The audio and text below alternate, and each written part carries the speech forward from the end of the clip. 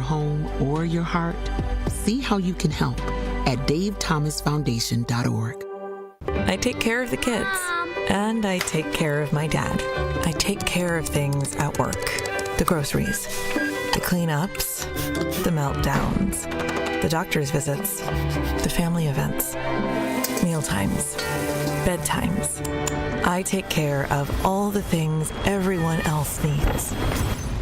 But I haven't made time to take care of what I need. Family caregivers are often overloaded. It can feel overwhelming and exhausting. It's no surprise that millions of caregivers experience symptoms of anxiety and depression every year. But help is available, because there may only be one you, but you don't have to do it alone. Head to mentalhealthcareworks.org. That's mentalhealthcareworks.org to learn how to get the support you deserve, because mental health care works when you make the call. If you're experiencing a mental health crisis or thoughts of suicide, dial 988, a message from the American Psychiatric Association Foundation. We are the home of Milwaukee Black Talk. 1017 FM, 1510 AM WGKB Waukesha and W269DL Milwaukee, a locally owned Good Karma brand station. This is the Bloomberg Black Business Beat, brought to you by FidelityWealthManagement.com. NBA team valuations are soaring into the billions, and Boston Celtics superstar Jaylen Brown thinks that players should be allowed a piece of teams so that they can benefit. And he compared it to how other big companies usually give top employees equity for years of service. If you work for Apple, or if you work for Nike, or if you're a CEO, if you're someone that's been on the board for a large amount of time, you get equity in the company at some point, like you are a part of it. And I think athletes should be looked at in the same way. That's Brown speaking on stage at a special Bloomberg event. He thinks it's only fair since players themselves help push team values higher with their performance on the court. The Celtics star took it a step further, suggesting the NBA add a new team owned by players. And Brown's word does carry some weight. He is vice president of the NBA Players Association. I'm Bloomberg's Justin Milliner on the Black Business Beat. Working as a dedicated Fidelity advisor, I always ask, what's important to you? I'll look at those priorities and goals alongside your full financial picture to build a comprehensive plan designed to help grow and protect your wealth. With proactive portfolio insights and an eye on taxes, I'm here to help you make the most of your money. I'm Laura Maxwell, and I'm a dedicated Fidelity advisor. Learn more at fidelity.com/wealth. Investment minimums apply. Fidelity Brokerage Services, LLC, member NYSE, SIPC.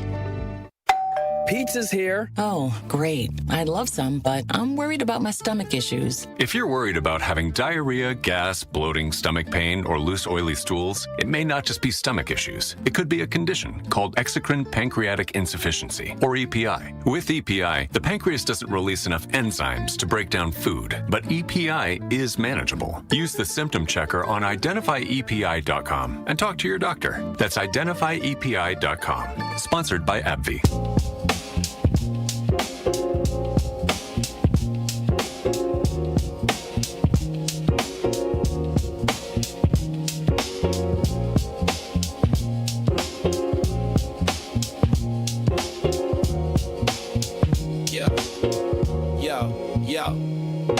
He steps to the mic with a boom, ping, ping. Wisdom sharper than a beast's fierce sting. Words like fireflies that light the night. He turns the dark into blazing bright. Boom, ping, ping, the truth takes wing. Milwaukee's voice, let the city sing. Boom, ping, ping, hear the freedom ring. Sherwin's the king, oh, the airwaves king.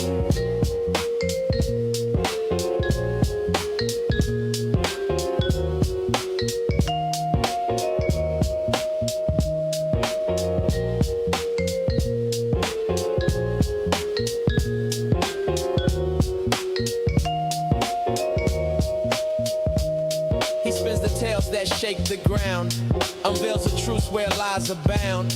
Politics, justice, social streams. He molds the chaos into dreams. No silence here, just the sound of change. Boom, ping, ping, rearrange. Boom, ping, ping, the truth takes wing. Milwaukee's voice, let the city sing. Boom, ping, ping, hear the freedom ring. Sherwin's the king, or the airwaves king. Through the static, through the noise, he amplifies the people's voice. Boom, ping, ping. Like a heartbeat's call, he's got the wisdom to break down walls. Yeah. Da, da, da, da.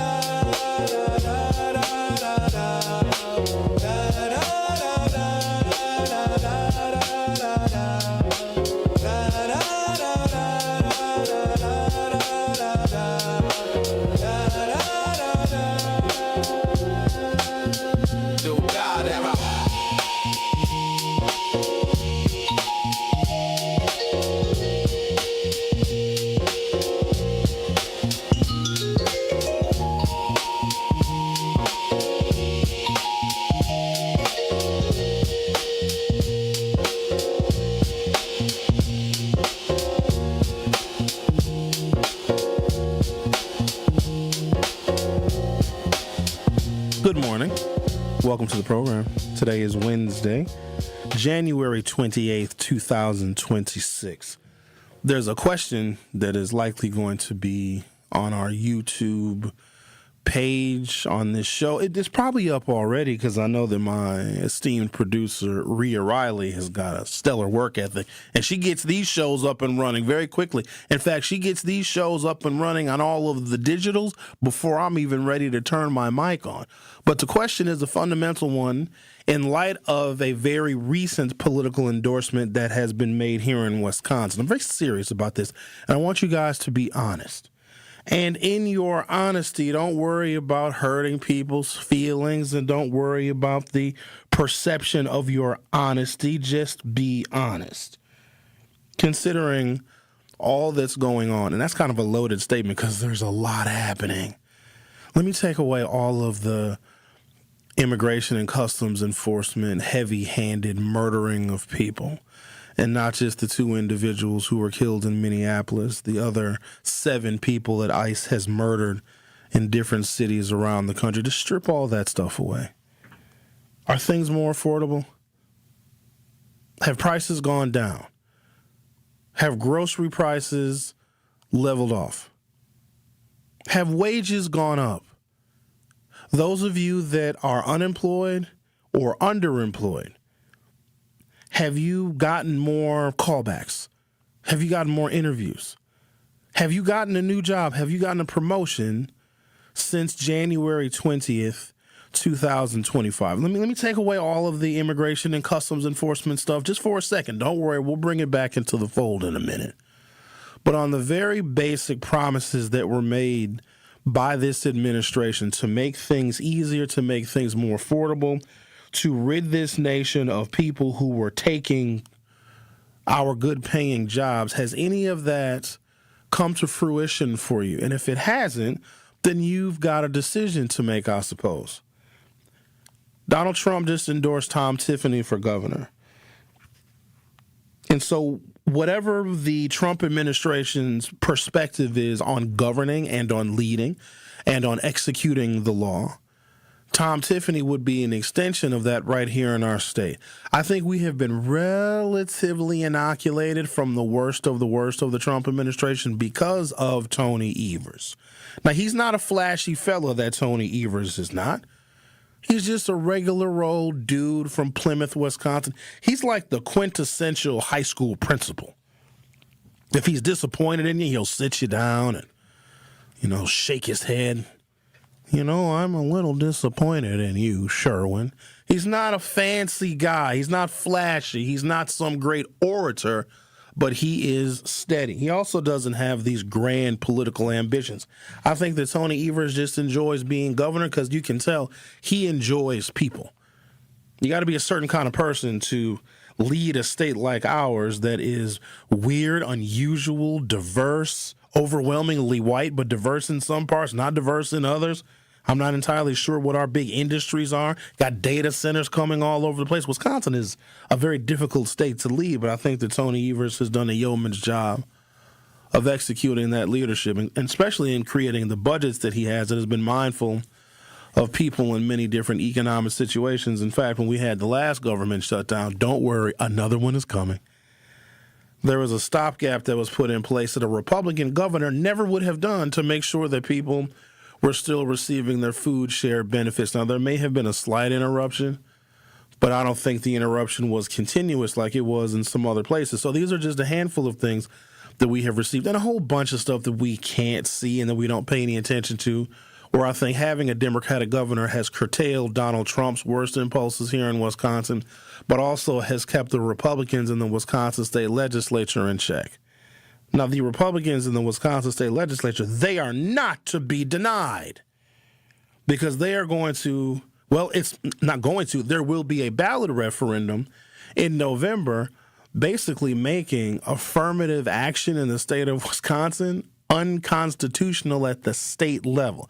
Now, we know that the Republicans in the Wisconsin State Assembly and the Wisconsin State Senate, are likely going to be in the minority, as Democrats are going to likely take control of both of those chambers, but before the Republicans exit stage left, they want to change the Constitution to make sure that the diversity that does exist in pockets in this state is never recognized and the history of denying diverse people is never made good on.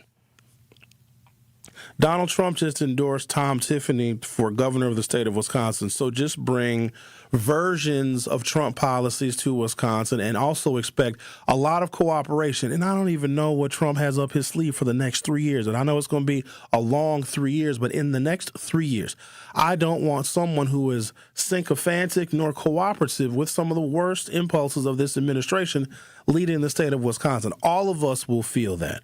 Black, white, Native, Asian, Latino, Hispanic, you name it.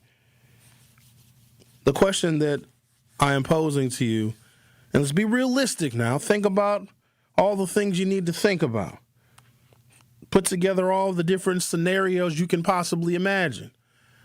Do you think that the state of Wisconsin, knowing what you know about this place, assuming you are from here, assuming you have spent some amount of time here, do you think the people in this state, the voters in this state, will select an African American to lead the state of Wisconsin? Do you think that we can put enough support behind an African American to be elected governor? There are 2 such African Americans currently in the race for governor, obviously running as Democrats. One was elected statewide before, and I think he has somewhat of an advantage because he is recognizable in all 72 counties, and you know him. His name is Mandela Barnes. And then we have another African-American by the name of David Crowley. He is currently the county executive in the largest county in Milwaukee. Do you think that the voters in Wisconsin, when faced with, here's the hard part, when faced with a Trump acolyte, will the people in the state of Wisconsin, I remember the overwhelming majority of the people in the state of Wisconsin and our voters are white. Our electorate is 83% white, ladies and gentlemen. 83% of the people that are going to cast a ballot in November are white.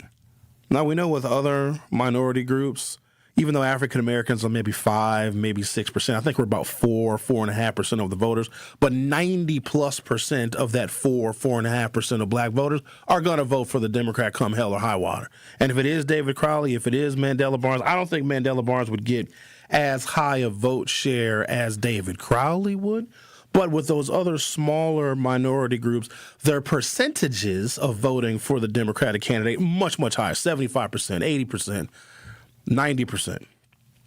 But we would need like 40% of the white electorate, white voters, white eligible voters, white registered voters to vote for a black candidate. Will they do it? Now, I know we remember the Obama era very fondly, but that era is long gone. So that is the question that I have on our YouTube page. If you go to youtube.com or open up your YouTube app from your smartphone or other mobile device, search 1017 The Truth, hit subscribe. I'm curious to see. I'm not convinced. I'm not.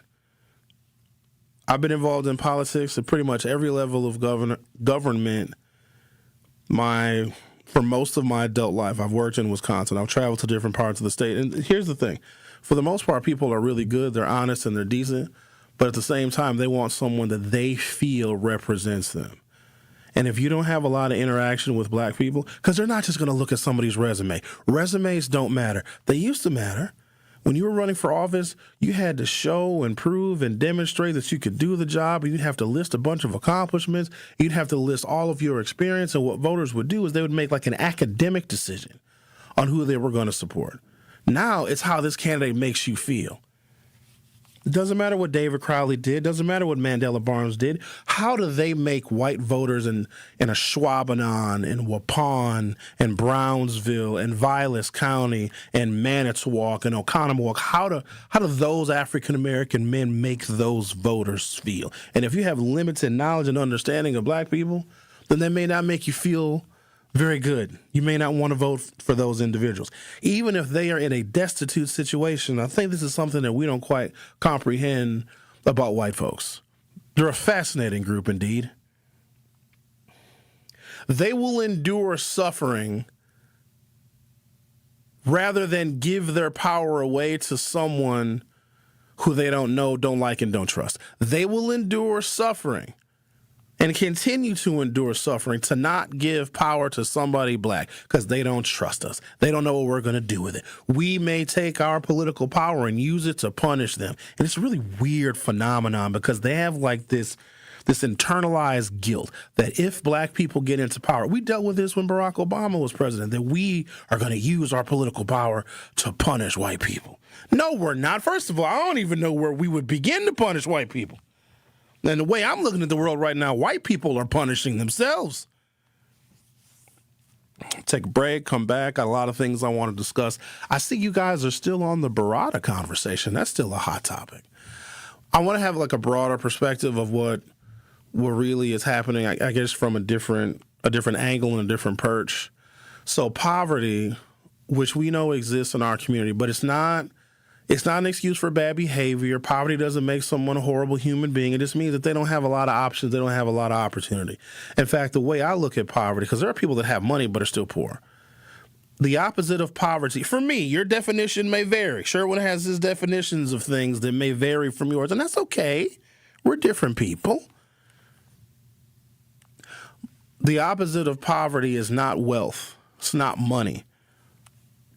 It's justice. Poor people do not receive justice. And if you assume, and a lot of us will, that the people who are renting from, I'm not even going to say Barada, but just landlords in general, if they are living below or even near, hell, you can be 25% above the poverty line and still not be able to afford healthy food at the grocery store because healthy food is expensive. Ramen is cheap. Ramen will also kill you. If someone is even 25 or 30% above the poverty line, just considering inflation and how everything else has gotten expensive because this president said he was going to bring prices down, but he clearly is incapable of doing that, then poor people are not going to get justice. Your heat not working in your apartment is a lack of justice. Your water not working is a lack of justice. An electrical problem, the outlets aren't working, or you plug something into this outlet and it starts sparking and you have all these code violations in your rental property. That is a lack of justice. And I want to talk about how poverty, the institution of poverty, because it is an institution that comes with its own pros and cons and pluses and minuses. It also comes with shorter life expectancy and a more awful quality of life. It comes with children that are less educated. It does sometimes have crime indications as well, but not always. I do not want to demean and all poor people and say that they're all criminals. But if you're hungry and the person next to you has got more Big Macs than you know that they could ever eat, I don't know if I would fault you for taking a nibble of one of their uneaten Big Macs. Side note, Big Macs have remained delicious for the last 40 years, and I'll die on that hill. But as long as poverty exists, someone is going to get rich off of the fact that poverty still exists. And if poverty exists, and if there are people that are getting rich off of people that are poor, the opposite of poverty is not wealth, it is justice. And so those people, the poor folks in our communities, are not going to receive justice because the existence of their poverty is making somebody rich. There's that, and then there's this. Of all of the stories that we have heard, because I got to expose the hypocrisy just a little bit now.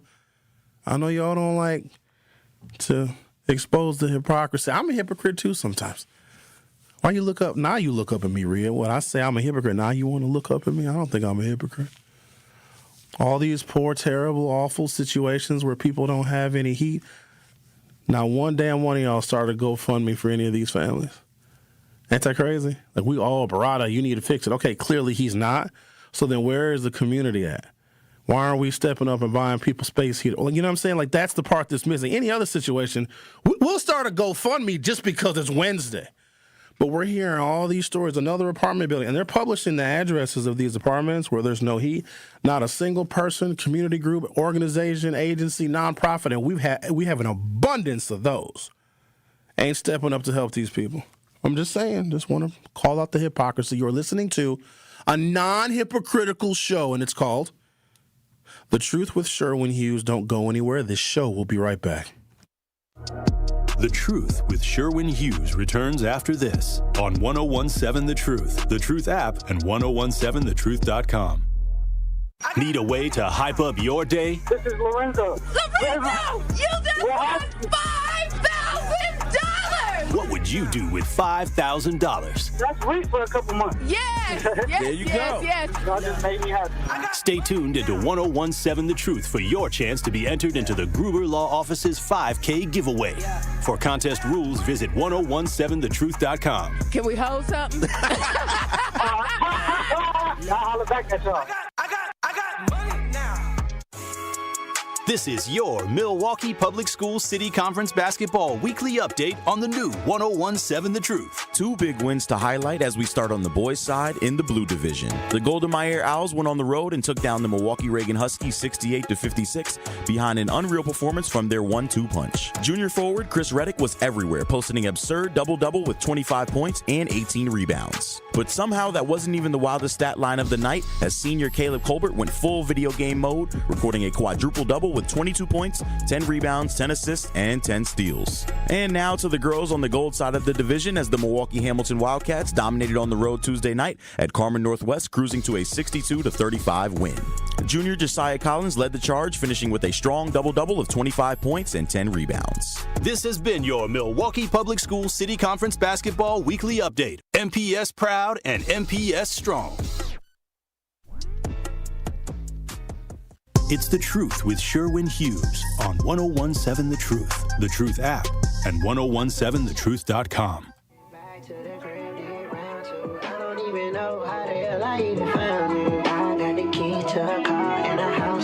Our telephone number is 833-212-1017, 833-212-1017. I want to further develop this idea in this conversation that the opposite of poverty is justice, because poor people don't receive any justice, and we make up a bunch of excuses as to why they shouldn't and to why they do not. Why do y'all accuse me of like being friends with Joe Barada? I'm just trying to be objective. And sometimes I don't take the sympathetic track, because whenever black people are suffering, oh my God, we have to feel sorry for the poor black people. And what happens is, as a culture, we begin to internalize that, and we want everyone to just feel sorry for us, which stifles our requirement to still persevere and work hard. Because if we think that, oh no, because I'm black and the police are going to kill me, and I'm not getting a job, and my wages are lower, and I'm not being treated fairly because, blah, blah, blah, blah, blah, racism. And I'm not discounting racism. But when we wallow in that sorrow and that misery, we feel helpless. And black people are not helpless. We sometimes forget all that we have done, that we have made, that we have produced, that we have created. The world literally follows our lead. And that's part of the reason why they want to, as a matter of policy, make sure that black people are not successful. Because if all things were fair and equal, we would be leading the universe. And they know that. Because if black people if we're so inept, because some of them think we're stupid, okay, if we're so ill-prepared and ill-equipped, there are some that think that we're not smart, then why not level the playing field for us? Because if you think that we're that dumb, if you level the playing field and make everything equal, give us the same options and opportunities as everybody else, if you think we're dumb, then you won't have to worry about us excelling, right? But it's the opposite. They know that we will excel. And then when we do excel, they worry that we are going to punish them with our power. Black folks ain't even built like that. Plus, we are more likely to punish one another. We are. It is unfortunate that people that don't have a lot of options, where to live is an example. I brought up some factual stuff, some objective things yesterday that, Barada owns a small percentage of the overall rental properties. And I just said something that was matter of fact. I said something that black people do all of the time. If you don't like your situation, remove yourself from it. Now, it's going to take some discipline.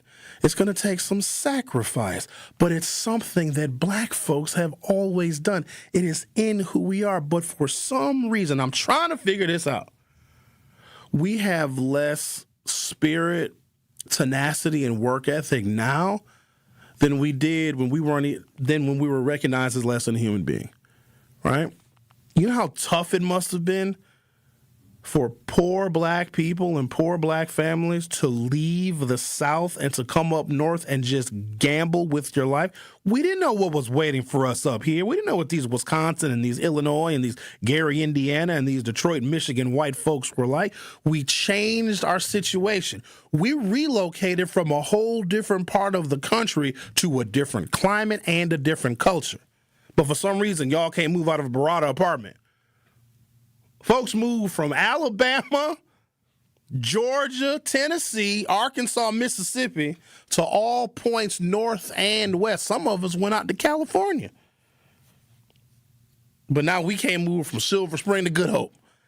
That's the part that I don't understand. It baffles me because I know what we can do and what we will do when we are frustrated and fed up. We turned the world upside down. We created a civil rights movement, the details of which are still being used today, right now in Minneapolis, Minnesota, in below zero temperatures as we speak. That was our movement. So when we get angry, when we get tired, when we get frustrated, we change the world. But for some reason now, we can't do that. Far too many of us are wallowing in sympathy. And I get it. Sometimes it is the mindset because people try to do better and they keep failing and they take 2 steps forward and then 3 steps backwards. I get it, but that's also life. If you think of the most successful person, and we equate success with wealth, I know a lot of rich people.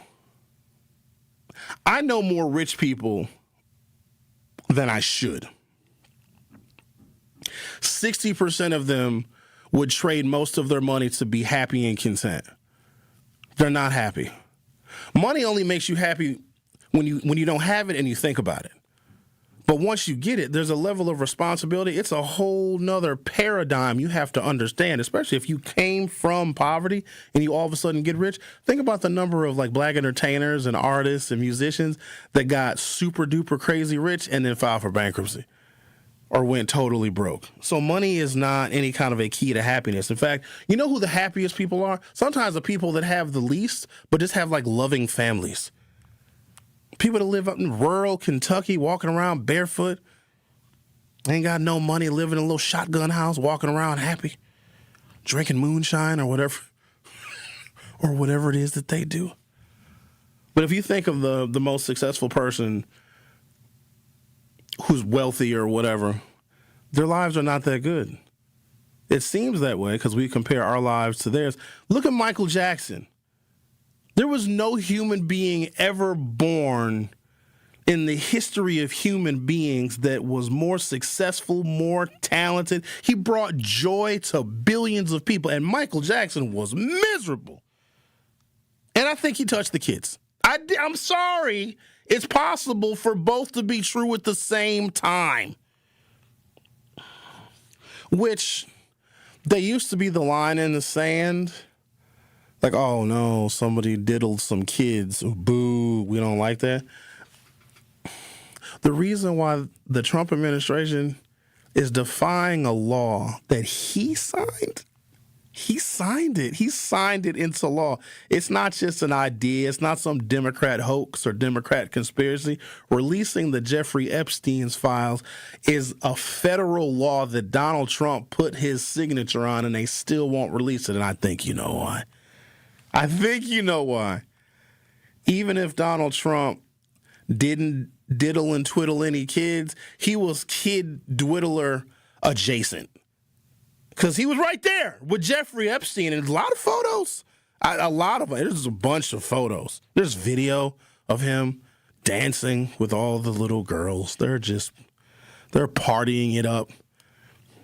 They're just dancing, probably drinking, I don't know, champagne and Hennessy. I'm not sure what they're drinking. And everybody knows it, too. And that's not a line in the sand for him. Not only is he pedophile adjacent, 2 white American citizens in the same city, like 10 days apart, were murdered, essentially at his ordering. And that's no line in the sand. Talk about crazy. I'm going to take a break, come back. I'm going to give you guys some details on how poverty produces profit. And the opposite of poverty, I want you to keep this definition in mind, even though it may differ from yours. The opposite of poverty is justice. And so if you have poor people, you're going to have wealth in this country because money is not evenly distributed, okay? So the existence of poverty, like somebody has to make $7.25 an hour for there to be a millionaire, or like 500 people or 1,000 people need to be working for less than $8 an hour to produce one millionaire. And the millionaires are not going anywhere. As a matter of fact, it seems like millionaires are overnight becoming billionaires, and now I think we might see our first trillionaire. Elon Musk has got a compensation package if he hits certain benchmarks of $1 trillion. So just think about that for a second. In order for there to be wealth, there must be extreme poverty. And that extreme poverty is creating more wealth. At the same time, those people living in extreme poverty are not going to get any justice. Let's go deep on the other side. The Truth with Sherwin Hughes on 101.7 FM. We'll be right back. Don't touch that dial. The Truth with Sherwin Hughes will be right back on 101.7 The Truth app, and 101.7thetruth.com. Natural gas is a clean, reliable, and convenient source of energy delivered directly to you through underground pipelines. The pipeline system has an excellent safety record, but there are clues that can help you identify a potential hazard. If you smell the strong odor of rotten eggs, hear an unusual hissing sound, or see blowing dirt or debris, it could be a natural gas leak. Leave the area immediately and call We Energies at 800-261-5325. We Energies. People you can trust. Energy you can depend on. Our children deserve a real chance to make it in life, and a good education is a passport to opportunity. At City Ford Collective, we're working to make sure there's a great Milwaukee school for every Milwaukee family, because more good options lead to better outcomes. And who doesn't want that? Together, we can give every child the foundation they need to thrive, and a stronger future for kids means a stronger future for Milwaukee. To learn more about our mission, visit us at cityfordcollective.org. That's cityfordcollective.org. He's the voice for the people and the community's connection to change. I caught an Uber in the evening, and my show comes on. The playback is at 6. My show comes on at 6 to 9. The driver was Somalian, and I was just, in the back seat. And so he was listening to my show. And we was talking about what was going on in Minnesota. What was his take? No, he liked my show. He liked it. He liked my show. He didn't know it was me, though. He didn't know that the person that was on the radio was in his back seat. So what was funny was I was listening to me and listening to how he was listening to the show. And so I asked him, I said, you like that show? And he was like, oh, yeah, I love that show. The Tory Lowe Show, weekdays from 1 to 4 p.m., live on YouTube and right here on 101.7 The Truth. Metastatic breast cancer, or stage 4 breast cancer, happens when cancer spreads beyond the breast to other parts of the body. About 168,000 women are living with it today, with Black women at a higher risk due to various factors. Research has led to treatments that help manage the disease and improve quality of life. The Everyday Counts study explores how nutrition and exercise coaching can support women with metastatic breast cancer. To learn more about the Everyday Counts study in Milwaukee, call 414-955-8819 or email edc@mcw.edu. If you or someone you know has stage 4 breast cancer, please encourage them to call and enroll in this valuable study. Again, call 414-955-8819 or email edc@mcw.edu. You are listening to The Truth with Sherwin Hughes on 101.7 The Truth app, and 101.7thetruth.com.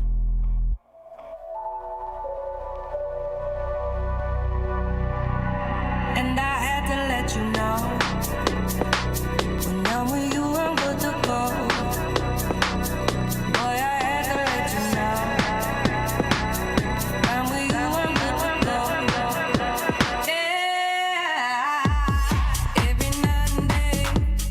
I like this song. It's catchy, but men that go dancing are gay. No, they are, Rhea. So in the Hughes Views 414 group, the Facebook group that corresponds with this show, you know the group that some of you are members of, I made a mistake.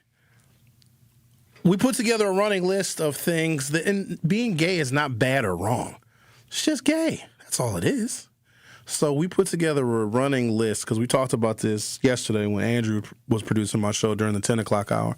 The list of things that men do that it doesn't mean the man is gay, but just the things that some men do are gay. It's like 50 things on the list now. There was even things that I do that made the gay list. And you know what it is? And I'm going to stand on this. I'm going to defend this because I didn't like, and guess who said it? Carrie did. Carrie known. He posted it in the group. I wear flip-flops because when it's real hot outside in the summer, I don't want to wear a shoe and a sock. It's too hot. And as a man, I don't have horrible feet. Some men have very horrible feet. Some women have horrible feet. Some women's feet, if they could talk, they would growl. Okay? I don't have horrible feet. So I wear flip-flops. And I have worn flip-flops to work, to Good Karma brands, to 1017 The Truth. First of all, y'all can't see my feet anyway. What difference does it make? My feet are underneath this desk. But boy, when Carrie would see me wearing flip-flops, she would just follow me around and make fun of me. Because she doesn't call them flip-flops, she calls them thong sandals. I don't like that term. A thong is a piece of underwear. That's not a sandal. A flip-flop is a flip-flop. How to get its name? Because when you walk, it makes a flip-flopping sound. It's not a thong sandal. That's disgusting. You don't call a sandal that's a flip-flop a thong sandal. But that made the list of gay. I'm protesting that. Eating a bratwurst and making eye contact with another man is gay. Men who are on Pinterest. Why would you be on Pinterest, sir? Come on, mister. Relax, buddy. Men that wear cutoff jean shorts with like the little phrase at the bottom like that. I don't want to I'm talking about poverty right now. You guys need to stop talking about. I'll get to the list of. These things don't make you gay. They just are gay. A man going out dancing. A group of men. Hey, fellas, what y'all want to do tonight? I don't know. You want to go watch the game? Oh, maybe we could watch the game. And go to a bar somewhere, have us a couple little beers, get some wings, get some pizza. Yeah, maybe we can do that. Well, what do you want to do, Bruce? I want to go dancing. Do you guys want to? Come on, men, don't. You think that we sit around? I don't know. Y'all want to go to a strip club? No, I feel like dancing the night away. Okay. Poverty rates vary significantly by race, influencing the scale and the nature of potential economic exploitation. See, this is the problem. When people don't have a lot of options economically, because if you have a bunch of money, you can move away. That is, I talk about school choice a lot. The most commonly exercised form of school choice is the furthest from people, families, and individuals that have the least amount of money, because the most exercised form of school choice is moving to another city, county, or community where the schools are better. Some people may not like the MPS school that is in the attendance area in which they live, but if they have the means and the wherewithal, they can move to Whitefish Bay, or they can move to New Berlin, or they can move to Mequon. You see what I'm saying? So you have less options. And when you have less options because of your economic depravity, then you may not have obviously a lot of choices of where to live, and maybe you got bad credit. I really want you guys to fix your credit, but it's a little easier said than done. But please beware of this, because here's another way in which because poverty and low credit, they sometimes can coincide. Because if you don't have enough money to pay your bills and you have credit card bills, well, I come to find out credit card companies don't like when you don't pay them, even though their dumbasses give you the money.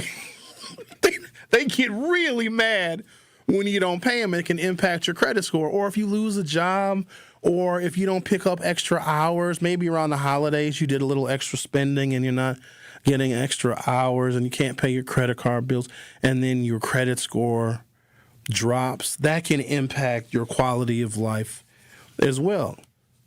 Or if you have been evicted before, right? Maybe you were splitting the bills and the rent with a person.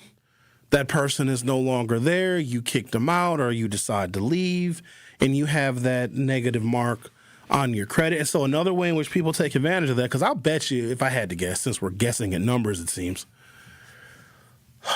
25 or 30% of the Milwaukee African-American community has a credit score below 700. Nah, more than that, probably 50% below 700. And if your credit score is below 600 or below 500, if you're in the 400s, it's going to be really, really tough to borrow money, to get a loan. Do you know that employers, I hate this, and I've always been against it, employers can check your credit? Did you guys know that? Now, they got to send you an authorization. It's an authorization to check your credit. And most people may not put two and two together. You might have gone through all the interviews. You might have 2 interviews. Why do companies do that? I got to interview you so many times. So you get through your first interview and you aced it. Get through your second interview, you do good. Third interview is, we have a background check, of course. Maybe there's a drug test. And then there'll be a credit check. And you got to sign a form. And because you've already gone through all the interviews, you're thinking, I'm going to get the job.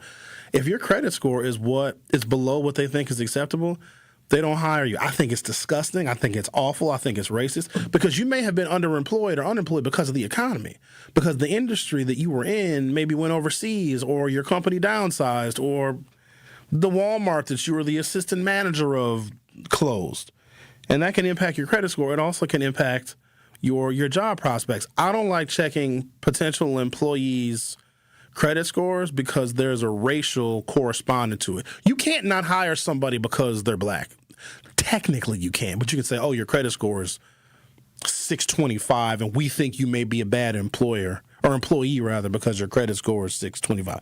I cannot stand when employers do that, because I think that they are using credit score as a proxy for race, because a lot of African Americans may have lower credit scores. But then you have the people that are the vultures. They prey on poor people. Sign up for my credit repair class. It's only $195 a week, and I'll repair your credit. You know what they're doing? I'm going to tell you right now. And people used to get mad at me because they would do this as a hustle. If you're going to hustle, go hustle white folks. Don't hustle your own people. Go hustle white folks. White folks can get hustled, lose money, and not even realize it's gone. Go hustle them. But no, we hustle one another.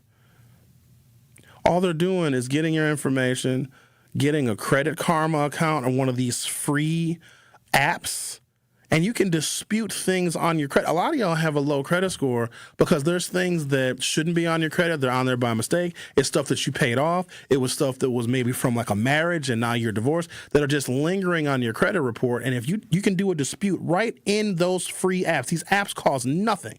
You get your credit report. You can see everything that's on you. By federal law, you're entitled to receive a credit report every single year. I suggest you get it because there might be some BS on there. And now because we're all on the internet, sometimes our information gets hacked. And somebody may have opened up an account in your name. Now, you're not even going to have any single clue, because they might be using a totally different address, but using your social security number, and all of a sudden your credit's in the 400s unbeknownst to you. You can find all that stuff out with your free credit report, and you can dispute everything within these free apps. But what these people do, these predators, and it makes me sick. I don't say nothing to him now because one threatened to kill me because he said I was taking his livelihood, because he was making his money promising basically our people in our community, if you sign up for my credit repair classes, I'll guarantee your credit score goes up by 10 or 15 points. If you go into Credit Karma and dispute things that are on your credit report, your credit score is going to go up sometimes 30 and 40 points in the next 30 to 60 days just because you made that dispute. And all these folks are doing is they're charging you money for what you can do for free. That is how we as black folks, especially poor black folks with low credit, get exploited. The existence of poverty is going to make somebody rich. The unfortunate thing is when poverty exists, financial literacy is usually out of reach for those people. They don't know what to do with money, not just how to invest it, but they don't know how to spend it. And they may not spend it wisely. Money might be for short-term things to make you feel good in the moment. I know some of my nightclub owning friends that listen to the show. I love you very much. And when I do go out, I love going to your nightclubs. But y'all are ripping people off for bottle service. I'll be damned if I pay $300 for a bottle of Tito's that I can go to Wauwatosa Liquor and get for $19.99. In fact, you know what? $19.99 for the Tito's. Got to get some mixers. You get a little cranberry juice. Get a little orange juice. I like a little fizz, so I get a little club soda. Maybe $10 worth of mixers. I got a $19.99 bottle of Tito's, a little $10 worth of milk. What, $30? I'll call up a couple ex-girlfriends. I got myself a $30 party. And probably some violence, but that's $30. Save yourself a bunch of money going to get bottle service at the club. Why do you guys do that? It's so expensive, and it's not even status anymore. Back in my day, now I'm sounding like an old dude. If you were going out in the early 2000s and you got bottle service, you were royalty. You got a red carpet, sat behind velvet ropes. Now everybody and their mama going and getting bottle service and then can't afford to buy groceries the next day. Let me take a break, come back. Black Americans' official poverty rate is 17%, affecting 8.5 million individuals. White Americans' poverty rate is 8.2%, affecting 15.9 million individuals. On the numerical scale, while the poverty rate is higher among Black Americans, the absolute number of poor white Americans is nearly double due to population differences. But I'm going to give you a little bit more detail as to how Black poverty, while smaller in raw population number, is even worse and more pervasive because Black people are much more likely to be exploited economically if we are poor. The Truth with Sherwin Hughes. We'll be right back. The Truth with Sherwin Hughes returns after this on 1017 The Truth app, and 1017thetruth.com. Milwaukee Black Talk. You don't want to be there. You don't like the work. You don't like the people. Now, there are some differences. The only difference is modern American slavery and capitalism versus 19th century. We were dramatically more primitive back then. And a slave that is able to buy their freedom is the same as the disaffected, disgruntled worker that is able to buy their way into entrepreneurship because that for them is free. Listen to The Truth with Sherwin Hughes weekdays from 9 a.m. to 12 p.m. in a matchup fueled by speed, strength, and school pride. On Wednesday night, get ready for a city conference battle as the Bradley Tech Trojans take on the South Division Cardinals in a matchup fueled by speed, strength, and school pride. Big plays, loud crowds, and city conference bragging rights are on the line. Tip-off is set for 7 o'clock. Sharon needed legal help. She needed Gruber Law Offices. When I think about Gruber Law Office, I think about how they took care of me, how they make sure that you get what you're supposed to get. Gruber Law Office. One call, that's all. I will always trust one call, that's all. Injured? Call Gruber Law Offices today. One call, that's all. They are the best. I'm very happy. You served behind the desk. You served in combat. You did 4 years and got out. You were drafted. You gave 20 years. You gave exactly what your country needed. And so did you. When you raised your hand and swore an oath to your country, when you put your name on a dotted line, you became part of only 1% of Americans who did the same. You are a veteran. You are a veteran. You are a veteran. Because no matter when, where, or how you served, you made a sacrifice for your country, and you deserve support. If you're struggling with life after service, don't wait. Reach out. Reach out to a loved one, to a fellow veteran, to VA. Find resources at va.gov/reach. Brought to you by the United States Department of Veterans Affairs and the Ad Council. More of The Truth with Sherwin Hughes is next on 1017 The Truth app, and 1017thetruth.com.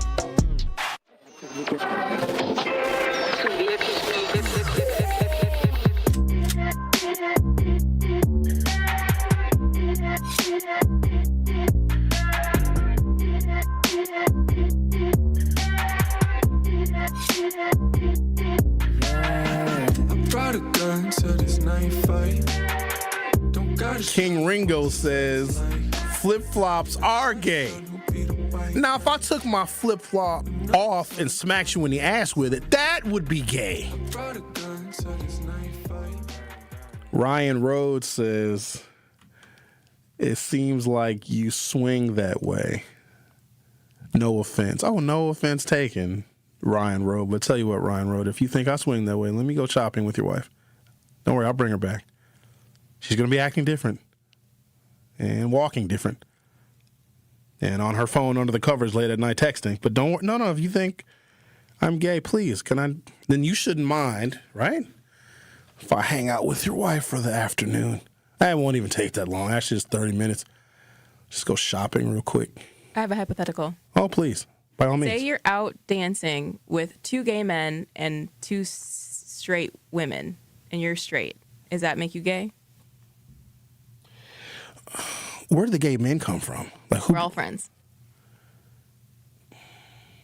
Let me see here. Going out dancing. I'm dancing now.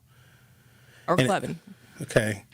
And that's more men than it's 2 straight women, 2 gay men, and me. Yep. That song better be good. You know what I'm saying? Like that song better be one that I can't sit down while it's playing. It's so rare for me though. Now I've been to well, it's not open anymore. This Is It. So we went out. This was the year of the pandemic. So January 1st, so New Year's Day, 2020. Yikes. Because we didn't go out New Year's Eve. It's a group of us because New Year's Eve is for amateurs and it's just not safe to go out on New Year's Eve. So we all stayed home New Year's Eve, but we went to Elsa's for dinner New Year's Day because the only thing that was open on Jefferson Street New Year's Day was Elsa's and This Is It. And I had never been to This Is It before. And Elsa's only had a few people in there, so we had a couple drinks, we had some food. And then it was myself, another African-American man who was very straight, very well-known, and very prominent in the city. I'm not going to mention his name. I mentioned his name before, and he took a lot of heat because of the story that I'm about to tell, so I ain't going to mention his name this time. So it's me, him, and like 5 women. Okay? They're all straight. And the ladies go to This Is It all the time because I come to find out that women love going to gay clubs because you guys can have fun and you can dance. You ain't got to worry about nobody trying to hump you. Ain't nobody trying to roofie you. And what straight women do to gay men is what straight men wish they could do to straight women, but we get thrown in jail. Like I see straight women like unbutton gay men's shirts and take their shirts off on the dance floor and do all sorts of sexually assaulting things. And the gay men, they're just over there partying. Were you shaking your head? No, Rhea, I've seen it. I've seen how straight women can touch, poke, and prod and do all sorts of things to gay men, and the gay men are just laughing and dancing because they're not a threat to each other. Well, I only do that to like my gay friends in the gay club. Well, exactly. You still do it, though. There's things that you can do with a gay man that can be, like, considered sexual that you would never do with a straight man that you don't know or a straight man, one of your straight male friends, right? Because it's a difference. Right? There's a level of comfort that you can have with a gay fella than you can with, because the straight dude is going to try and hump you. Because if you're even so much as nice to us, we think y'all want to hump, let alone if you're sexually suggestive on the dance floor. Let me get back to my story. So the only thing that was open New Year's Day 2020 was Elsa's and This Is It. And me and the other fella that was in this group, was 5 women, had never been to This Is It before. I had no idea what it was because the place, you can walk past it 1,000,001 times and not know what the hell it is. I went in there and it was a gay explosion extravaganza. It was packed wall to wall. It was drag queens walking around. It was women. It was men. It was just a party. The gays know how to party. Now, everybody in there wasn't gay. And I also think that it was that crowded on New Year's Day 2020 because nothing else was open. But it was an experience. Now, here's the other thing. If you are a cisgender heterosexual man, Nothing gay bothers you. It is only men that have tendencies that are bothered by the gay stuff. I think it's hilarious. I will talk about gays like I talk about Asians, like I talk about Latinos, like I talk about Hispanics, like I talk about black people, because it's all fun. And I think the differences between us is humorous because we're all creatures of God. But there's some men that, I don't know, you accuse them of being gay and they want to fight. That's because when they were in college, they used to diddle other men, which is fine. Diddle if you want to. In college. That's what college is for. It's for getting an education, getting a degree, and doing a little diddling. Even though I didn't do no diddling, I didn't need to diddle. I diddled with ladies. But that's fine. I don't care what you do. Everybody makes a big deal out of it. Oh, calm down, everybody. What was I supposed to be talking about? Poverty?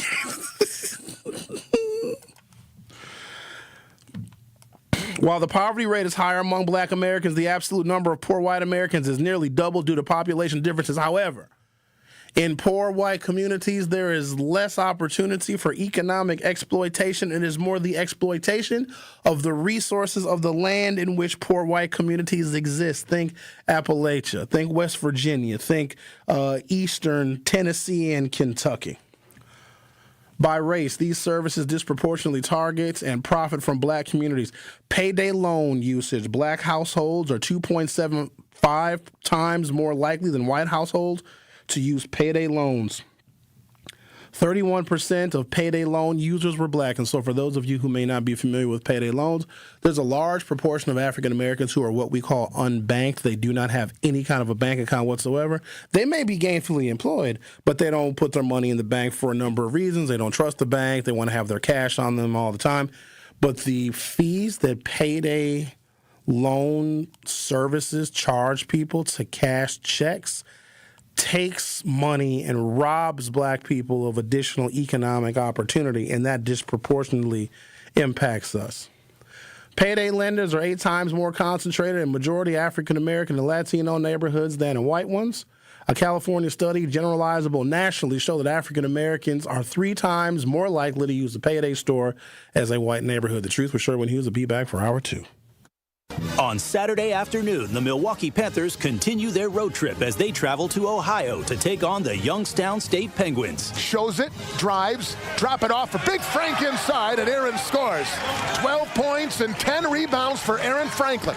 Corner, Aguilar for the tie, book it! Scott Warris has the coverage Saturday starting at 12:30 p.m. on 101.7 The Truth and the Milwaukee Panthers Sports Network from Learfield. Tip-off happens at 1 o'clock. The revolution starts in our mind, right? You know when Gil Scott-Heron said the revolution won't be televised?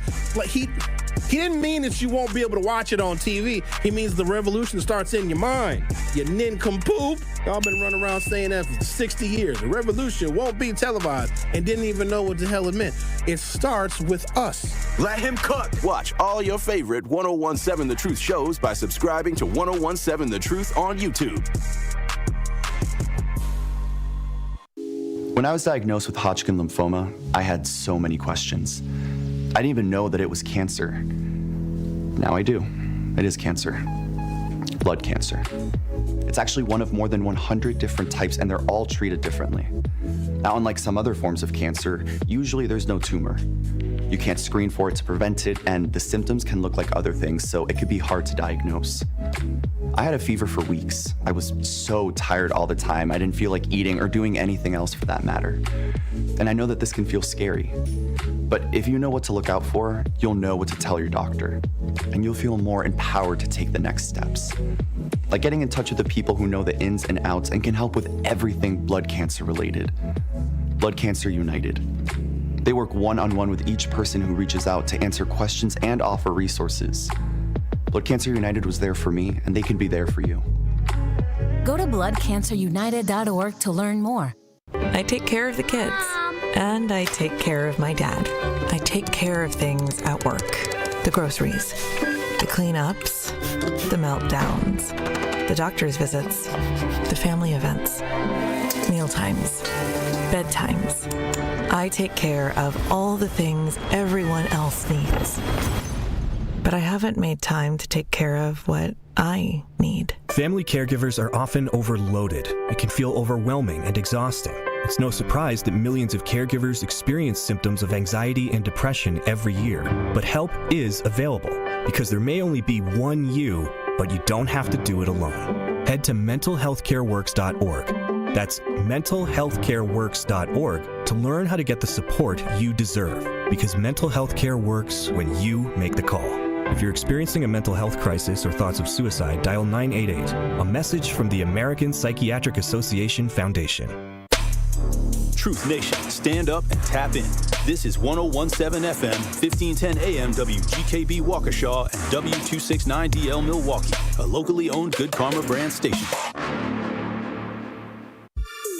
This is The Truth with Sherwin Hughes on 1017 The Truth, The Truth app, and 1017thetruth.com.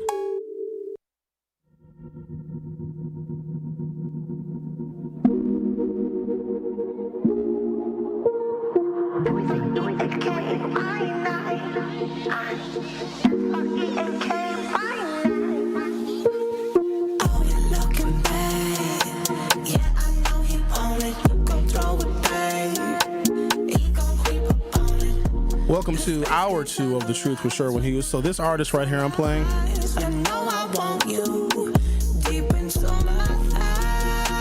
her name is Clarissa, and she's from the United Kingdom. I think that she is a stellar singer, performer, and producer, right? She produces and makes R&B music, right? So you would think that she would be way more famous than she is. She's performing at the Shaker Cigar Bar on Valentine's Day. So if you enjoy this song,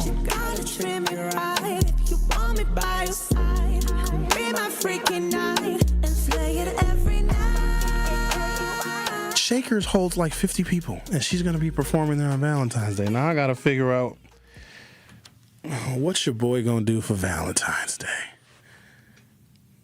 Do I want to go out on a date on Valentine's Day, or do I just ignore the Hallmark holiday? Now, here's the thing. I'm not dating anyone specific or exclusive right now, but if you, let's say you're friendly, fellas, let's say you're friendly with a lady. You're friendly with her. You talk to her every now and again. Maybe you go do stuff. It's nothing specific. It's no commitment. It's just, you know what I mean? You're friendly with her. She's single. Well, even though women are never technically single. You're single. And you and her just hang out on occasion. You don't talk to her every day because, hell, you don't need to. In fact, I don't need to talk to anybody every day, really, except for y'all. And even on the weekends, I need a break from y'all. I mean, I do love y'all, but oof, y'all can be a bit much. So you got a person that, you know, I don't know, on occasion you talk to them. But if you go out with that person on Valentine's Day, doesn't that escalate the relationship a little bit? Because Valentine's Day is one of those holidays where it's implied that there is romance. And especially if you're going to do Valentine's Day right. You got to do something Valentine's Day themed. You know?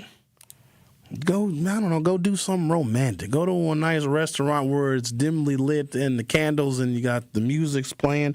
You got this playing in the background. Got the Clarissa playing in the background. All sexy like, just got it playing. And when you're talking, you have talk in a more subdued tone. Hey, how are you? It's good to see you. Oh, you look wonderful in that dress tonight. No, I'm glad you could join me tonight. And if you're hanging out with somebody on Valentine's Day, it is implied that, you know what I mean? Fellas, I want to give you a little tip because y'all need it. If it depends on how she's dressed, that is going to determine the evening. Now, some women will ask you, what should I wear? If she's asking you, fellas, you better know what to say. Tell her. She wants to know, because she doesn't want to be overdressed or underdressed. That's very important to women. Some men don't care. But if she doesn't ask you what to wear, and it's just you and her going out, and she wears that freakum dress and those knee-high boots, she is communicating to you something, okay? I'm just trying to help you out, fellas, because y'all... If you were raised by a woman, and I'm not going to be mean or generalize men that were raised by women, But there's some exceptions, of course. The woman that raised you may not have raised you to be good to another woman.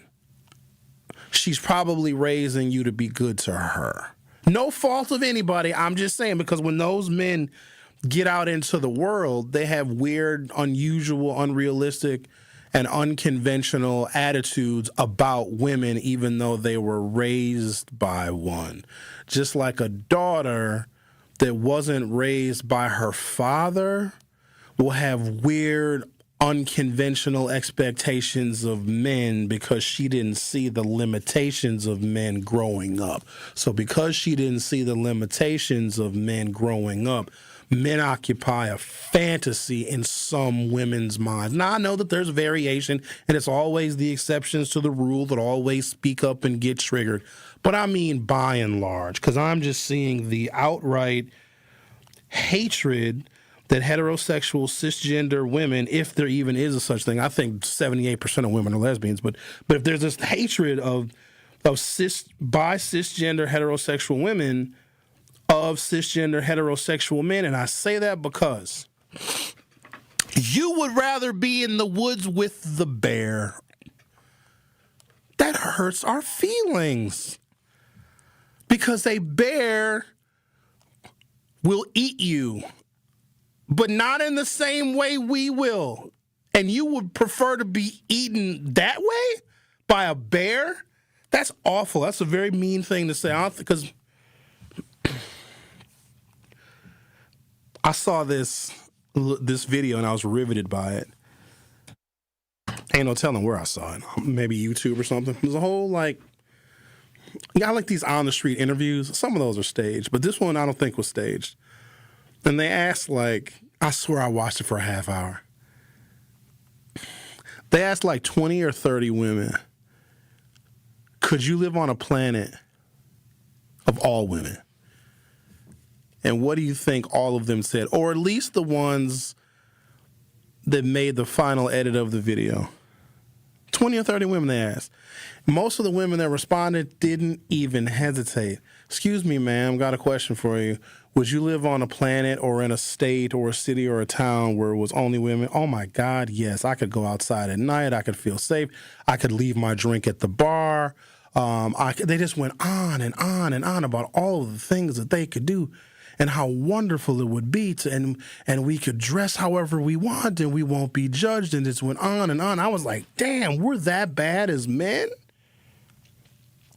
And then they asked the exact same question of 20 or 30 men. Now here's where there's a fundamental difference between the two. Both genders have reason to be angry, mad, and upset with one another. We do, because society and the patriarchy and feminism versus traditional values and religion plays a role. And all the things, and there's stuff in the Bible that demeans women and all this other stuff, right? But they asked 20 or 30 men the same question. Gentlemen, could you live in a city or a state, a country or a planet with all men? Every single man said, hell no. In fact, if you tell me that such a place exists where it's nothing but men, I would steer clear. I love women a lot. Even when I don't love them, I could not imagine, you know how disgusting that would be? Men are generally gross. I would see zero benefit. Zero. Because think about this. Because that's gay, right? Living on a planet, living in a city and a town that's all men. What man would prefer that's straight? I love women so much. Women, they smell good. Oh, they make you feel so good. They can destroy your life, but that's a risk that men are still willing to take. We get our clocks cleaned by women. They leave us, they divorce us, we pay child support and alimony. Sometimes a woman will just file for divorce just because she's bored. There's no adventure, there's no excitement. The routine of life is starting to wear on her. She's like, yeah, I want more excitement. I want to go do things. I want to go party. I want to go hang out with my friends. I want to go hang out with my single friends more. Screw you, stable husband. Give me half of your money and give me alimony and child support, and we're just left holding the bag. But that man will still want to get married again. Oh, if you only knew how much we love you. I think that men, and it varies, we're obsessed with women. Women are not obsessed with us. Or the wrong kinds of women are obsessed with us. But no heterosexual cisgender man wants to live in a place with all men. You know what else I found? I got to stop looking for stuff because I keep finding. If a woman wears another woman's name on her body or on her clothing, it's a fashion designer. Okay? Think about this, and I'm going deep. If a woman wears another woman's name, it's high fashion. And it won't even really be displayed, right? A man will wear another man's name on his back because he can run fast. Think about it. Men wear men's names. 42%, because we're just using random math on the truth these days. 42% of men who ever wore a Tom Brady jersey probably have a crush on Tom Brady. No? Okay. Prove it otherwise.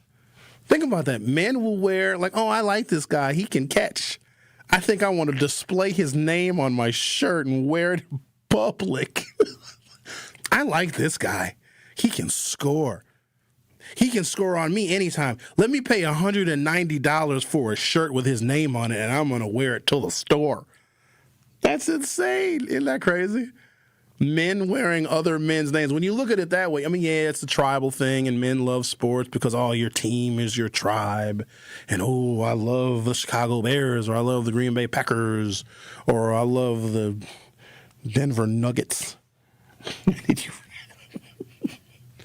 Isn't that odd, though, that a man, I like this guy. He can kick really hard. I think I'm going to buy an expensive shirt and display his name on my body. I know you have a lot to say, Andrew. I'm over here. I'm in your territory now because you're a sports guy. I'm not saying that buying a jersey is gay, but just women don't do that. If anything, it would make more sense if a woman who's a football fan, there's a lot of women football fans. In fact, I think they're probably a growing demographic in football spectatorship. A woman wearing a Tom Brady jersey makes a hell of a lot more sense than that woman's husband wearing a Tom Brady jersey. Like, honey, can I borrow your Tom Brady jersey? Yes, it's pink, though. I don't care. I'll wear a pink Tom Brady jersey. I love Tom Brady. A little odd, right? No? Every day, Sherwin, my goal is to find a clip from this show to help build the truth and build the Sherwin Hughes brand. Yeah. I am looking forward to putting this clip up today. Go ahead. It's all the truth, though. It literally is the truth. Men will wear another man's name on his back, like proudly. But at the same time, that same man, well, maybe not. I would say that men don't want to live in a city, in a county, in a state, in a country that's all men. But I bet there's some men who would live in the same city, county, state, and country with the New England Patriots. Well, if the only men that are going to be there are the Green Bay Packers, well, then yes, I would live in that city, that county, that state, and that country. Not me. I'm not. I think there's an age limit to it. I think if you're like under 15, like it's not that big of a deal if you wear a jersey. Like those are your heroes, you know what I mean? But if you're over like 35, we got some questions. So here at Good Karma Brands, because we're a sports like radio network, there's more sports I think offered than there's TMJ, but we're an ESPN affiliate like all over the country. Certain game days, all the men here are wearing their favorite jerseys of their favorite player, and we'll sit and talk about, did you see what he did last week? He ran so fast. He freaking scored so much. He scored so freaking hard. He kicked that ball. He kicked it. Yeah, I love him. Ooh, I love his stats. I know where he went to college. I know where he went to high school. That to me goes a little too far. But no, I get it. Some people are hobbyists. They are, and they really enjoy the sports, but I don't enjoy men that much to where I can tell you where they went to high school and how many yards they ran when they were 17. That goes a little too far because women don't get that obsessed. In fact, women have their own sports teams and women don't even watch. Don't nobody watch the WNBA. They don't. Stop it. They don't. And don't get angry that the WNBA doesn't make the same amount of money as NBA play. Have you ever watched a WNBA game? No offense. I'm not offending anybody because nobody watches. Over here's trying to be politically correct with the WNBA. And there's some good players. There was the one lady, Brittany Griner. Brittany Griner. Yeah, I was in Russia for like 2 years, dog. I was going to say, you know it because it's a political prisoner. Yeah, she's got a deep voice. She's a married lady. She's married to another lady, which is fine. I don't care if a woman is married to another woman because statistically, that woman wouldn't have married me. So I don't get mad if I see, because some people say, oh, they're taking all the good women. No, they're not. Ladies might ask where all the good men are. They're either, they're gay, done with dating, or in unhappy marriages, which they would cheat, though. They would. An unhappily married man totally would cheat. If his wife says, yeah, I don't want to have sex with you ever again anymore, is this man supposed to live the rest of his life and never get laid again? What a horrible and tortured existence. And women do it all the time. They take sex away from men because they know it's going to hurt them. It's going to punish them. Because that's how we as men receive love and affection, by humping. But if a woman who's married to this man, yuck, I don't want to hump you anymore. You're gross. Just do stuff around the house and help me raise the kids. Don't touch me. I don't want you to hump me anymore. Is he supposed to go without humping? That's when he goes and gets a side piece.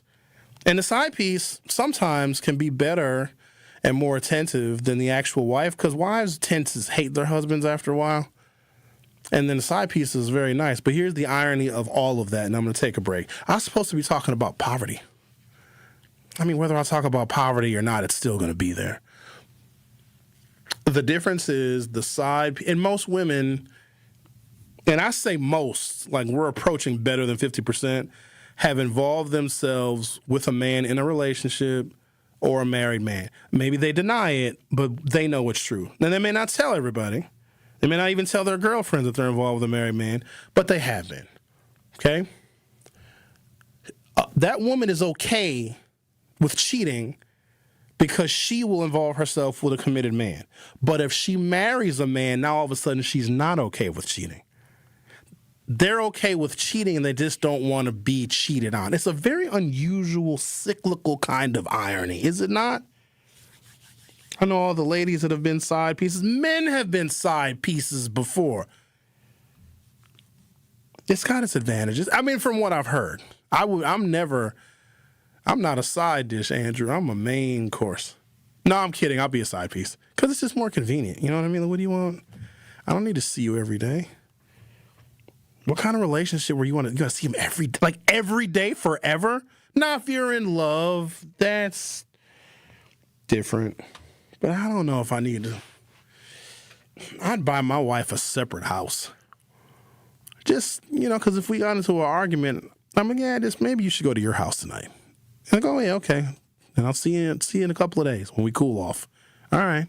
Or my wife had her own house. I'm like, oh, can I come visit you for a week? And then next week you can come stay with me. Oh, yeah, sure. And then I might have like an early day. Oh, I got to get up really early. I got a bunch of stuff I got to do for work. I think I'm going to go home to my house and go to bed. Oh, okay. Well, I'll just be here at my house then. That's perfect. What you're describing is dating somebody.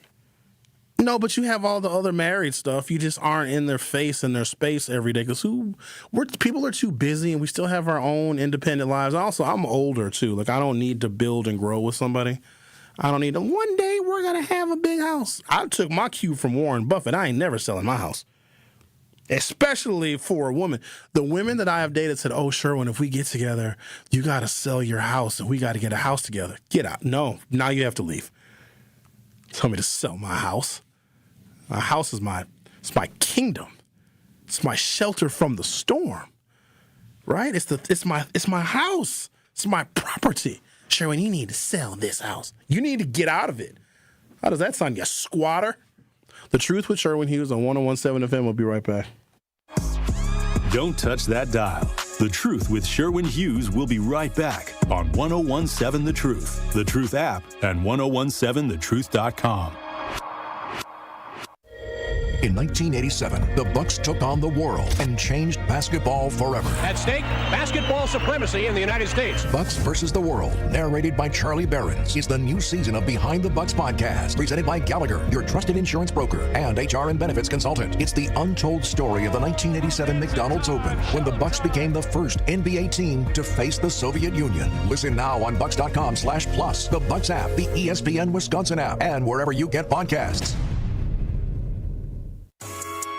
This is your Milwaukee Public Schools City Conference Basketball Weekly Update on the new 1017 The Truth. Two big wins to highlight as we start on the boys' side in the Blue Division. The Golden Meyer Owls went on the road and took down the Milwaukee Reagan Huskies 68-56 behind an unreal performance from their 1-2 punch. Junior forward Chris Reddick was everywhere, posting an absurd double-double with 25 points and 18 rebounds. But somehow that wasn't even the wildest stat line of the night, as senior Caleb Colbert went full video game mode, recording a quadruple-double with 22 points, 10 rebounds, 10 assists, and 10 steals. And now to the girls on the gold side of the division, as the Milwaukee Hamilton Wildcats dominated on the road Tuesday night at Carmen Northwest, cruising to a 62-35 win.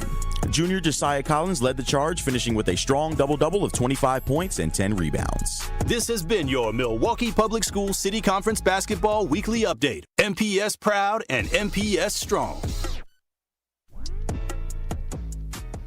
Natural gas is a clean, reliable, and convenient source of energy delivered directly to you through underground pipelines. The pipeline system has an excellent safety record, but there are clues that can help you identify a potential hazard. If you smell the strong odor of rotten eggs, hear an unusual hissing sound, or see blowing dirt or debris, it could be a natural gas leak. Leave the area immediately and call We Energies at 800-261-5325. We Energies. People you can trust. Energy you can depend on.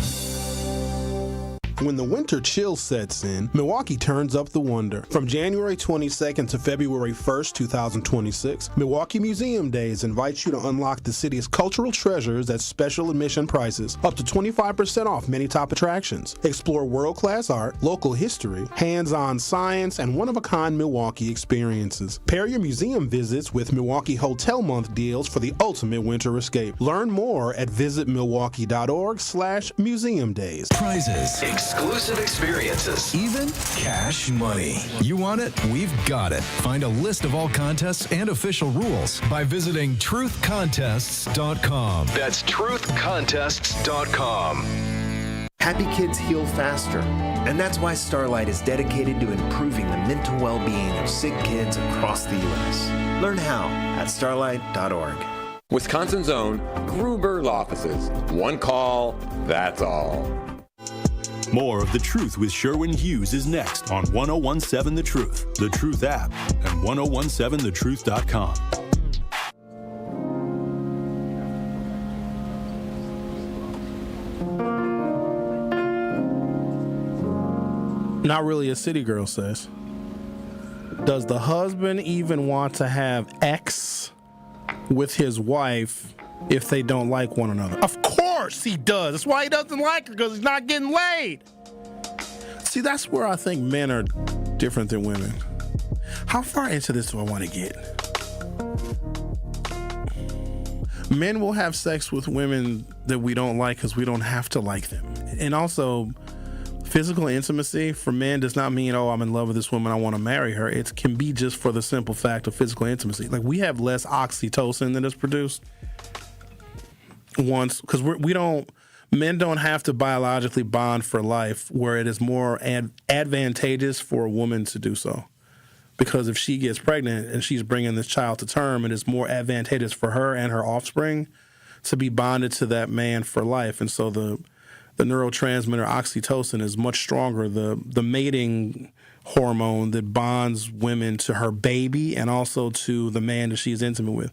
Men have oxytocin, but way lower levels of it. Also, fertility is a window for women. Women have for when they get their first period until menopause. Men are fertile forever. Now, our fertility can go down as we get older, but the whole point, and the reason why we produce 300, 400 million sperm is just to make sure there's always going to be people. It is why women have to be way more sexually selective perspective because they take a hell of a lot more risk than men do. Now, our brains are telling us that we're supposed to be honorable and be faithful, and you're supposed to meet somebody and love them and couple for life. If that's the case, then why is divorce 50% or higher?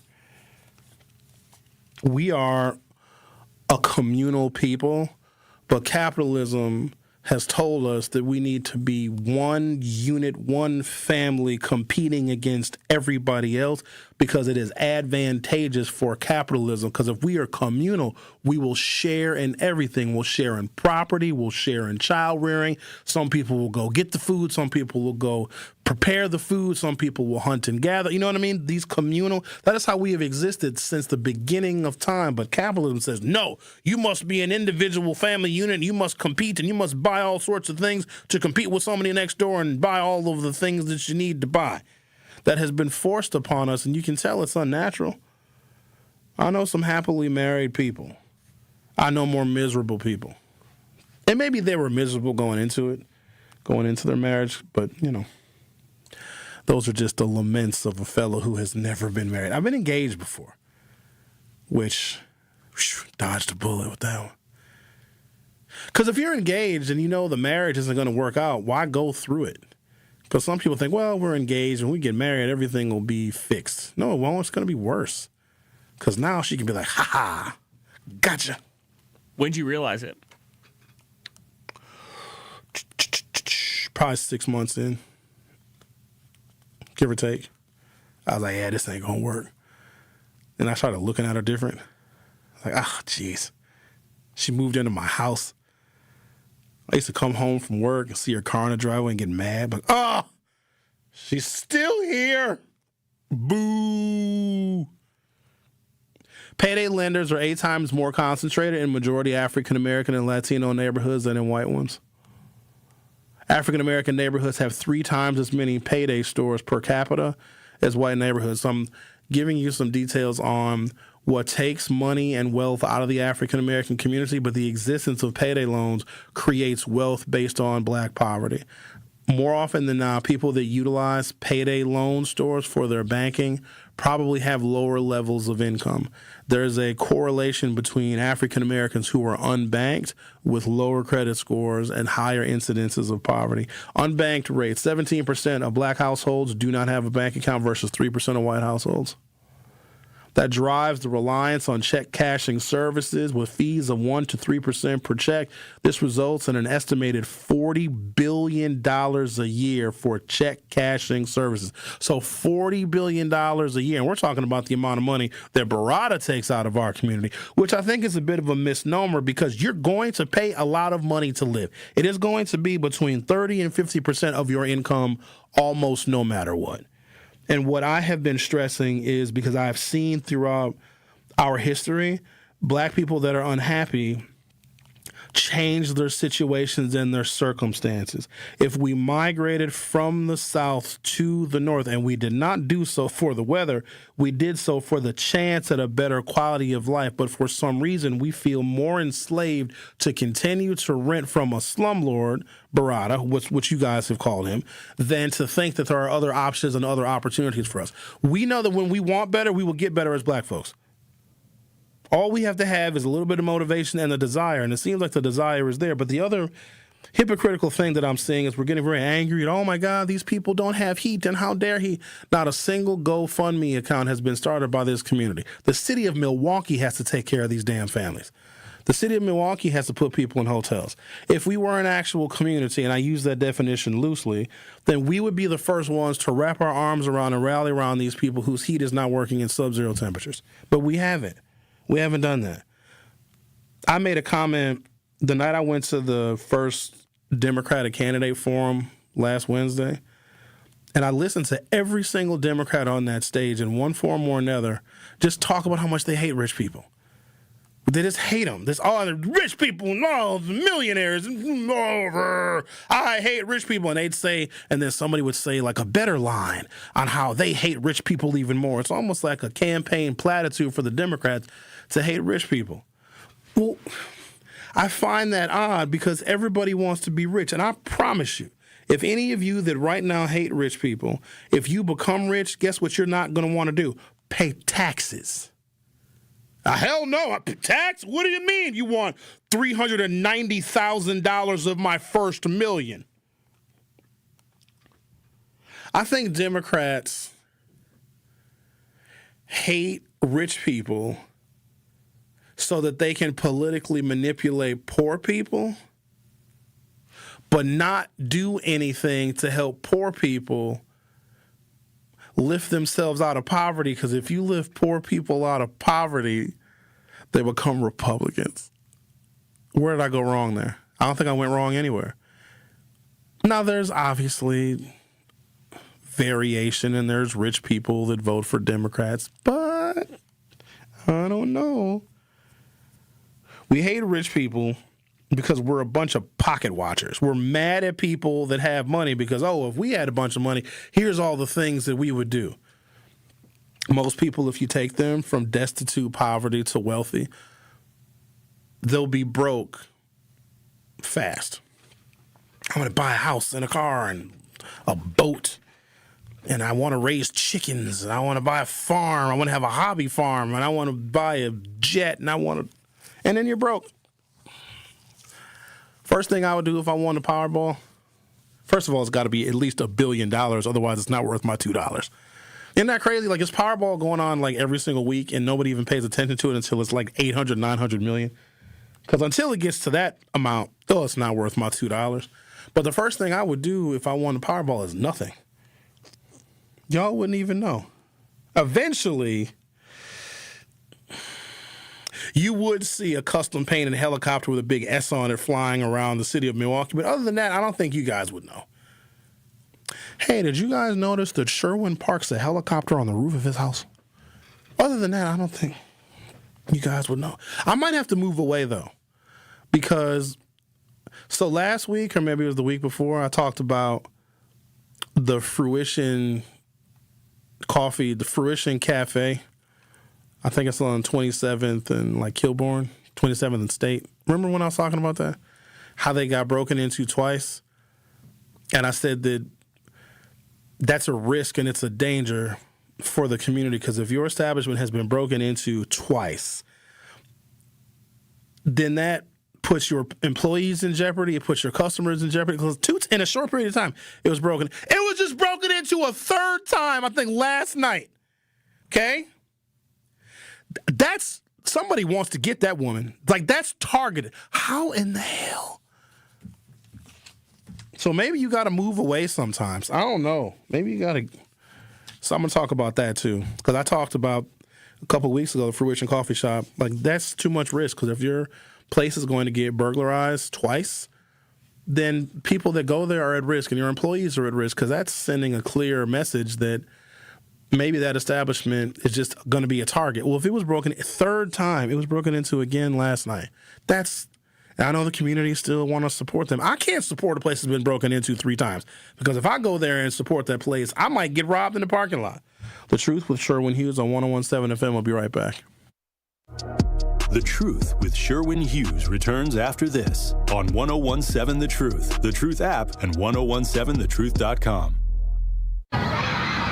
Our children deserve a real chance to make it in life, and a good education is a passport to opportunity. At City Ford Collective, we're working to make sure there's a great Milwaukee school for every Milwaukee family, because more good options lead to better outcomes. And who doesn't want that?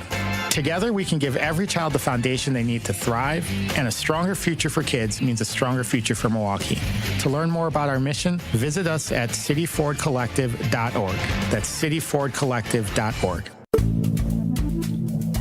Good Karma Brands is proud to be an equal opportunity employer, providing equal employment, development, and advancement opportunities to all teammates and applicants. To learn more about careers with us, please send an email to talentacquisition@goodkarmabrands.com. That's talentacquisition@goodkarmabrands.com. I slept in a lot of different rooms, different beds, but none of them really felt like mine. I spent 14 years in foster care, mostly in group homes. And I never had much left because I always had to be ready to move. Why get things if you just have to let them go? There are more than 100,000 children in foster care waiting to be adopted. The Dave Thomas Foundation for Adoption is working to help find them a forever family and a permanent home of their own. Now I have my own room with walls that tell my story. I love hanging out in here. I play dress up with my sisters and I sing and make videos. But the best part, knowing I'll always have a place to go and a family that loves and supports me. If you have room in your home or your heart, see how you can help at davethomasfoundation.org. People don't realize that glaucoma is one of the leading causes of blindness. Because there are often no early symptoms, nearly half of those with glaucoma may not even know they have it until vision loss has occurred. I was diagnosed with normal tension glaucoma in July of 2020. And what we found out at that point was I had already lost 40% of my sight. And you think it only affects people that are, 75 or older, retired, grandparents, and that's not the reality of it. I didn't think at all glaucoma was going to affect me because I didn't know of anyone that had glaucoma, no one in my family. When you have glaucoma, you can't get back that sight that you lost. And so early detection and treatment is vitally, vitally important. Don't miss life's most beautiful moments. Schedule an eye exam today.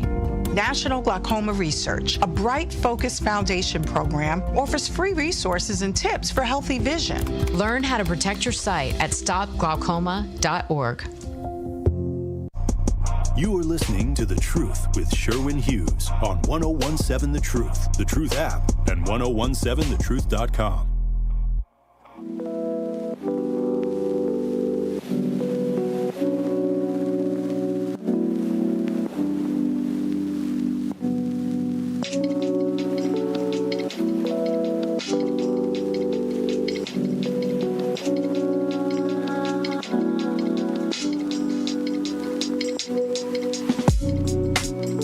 %, of African-American households do not have a bank account versus 3% of white households. There's a heavy reliance on African-Americans to use check cashing services that make on average $40 billion a year. That is $40 billion in lost income and revenue for the African-American community. There's a comparison. Poor white communities also use check cashing services, but the concentration usages are lower, reducing the per capita profitability. So I'm trying to illustrate here with, varying degrees of result and sprinkling in a little relationship stuff, how black poverty is profitable. Because there are services that we will use that take more money away from us and make other people wealthy, therefore exacerbating black poverty. But again, the opposite of poverty is not wealth, it is justice. Because if you are poor and don't have a lot of options of where to live and don't have a lot of options of, how you're going to invest your money, you're not going to see justice. Economic exploitation includes predatory financial services, low-wage labor policies, and resource extraction. Opportunities are assessed by market size, accessibility, and historical patterns. Poor black communities offer more opportunities due to urban concentration, higher poverty rates, and systemic factors. For example, financial exploitation. As noted, payday and check cashing services are more prevalent, generating higher profits per outlet in black neighborhoods versus white. Labor exploitation. In southern states, policies like low minimum wages, that's the $7.25 minimum, and weak unions, union coverage is less than 3% in most southern states, disproportionately impact black workers and their income, who face 15 to 20% poverty rates versus 8% for white workers.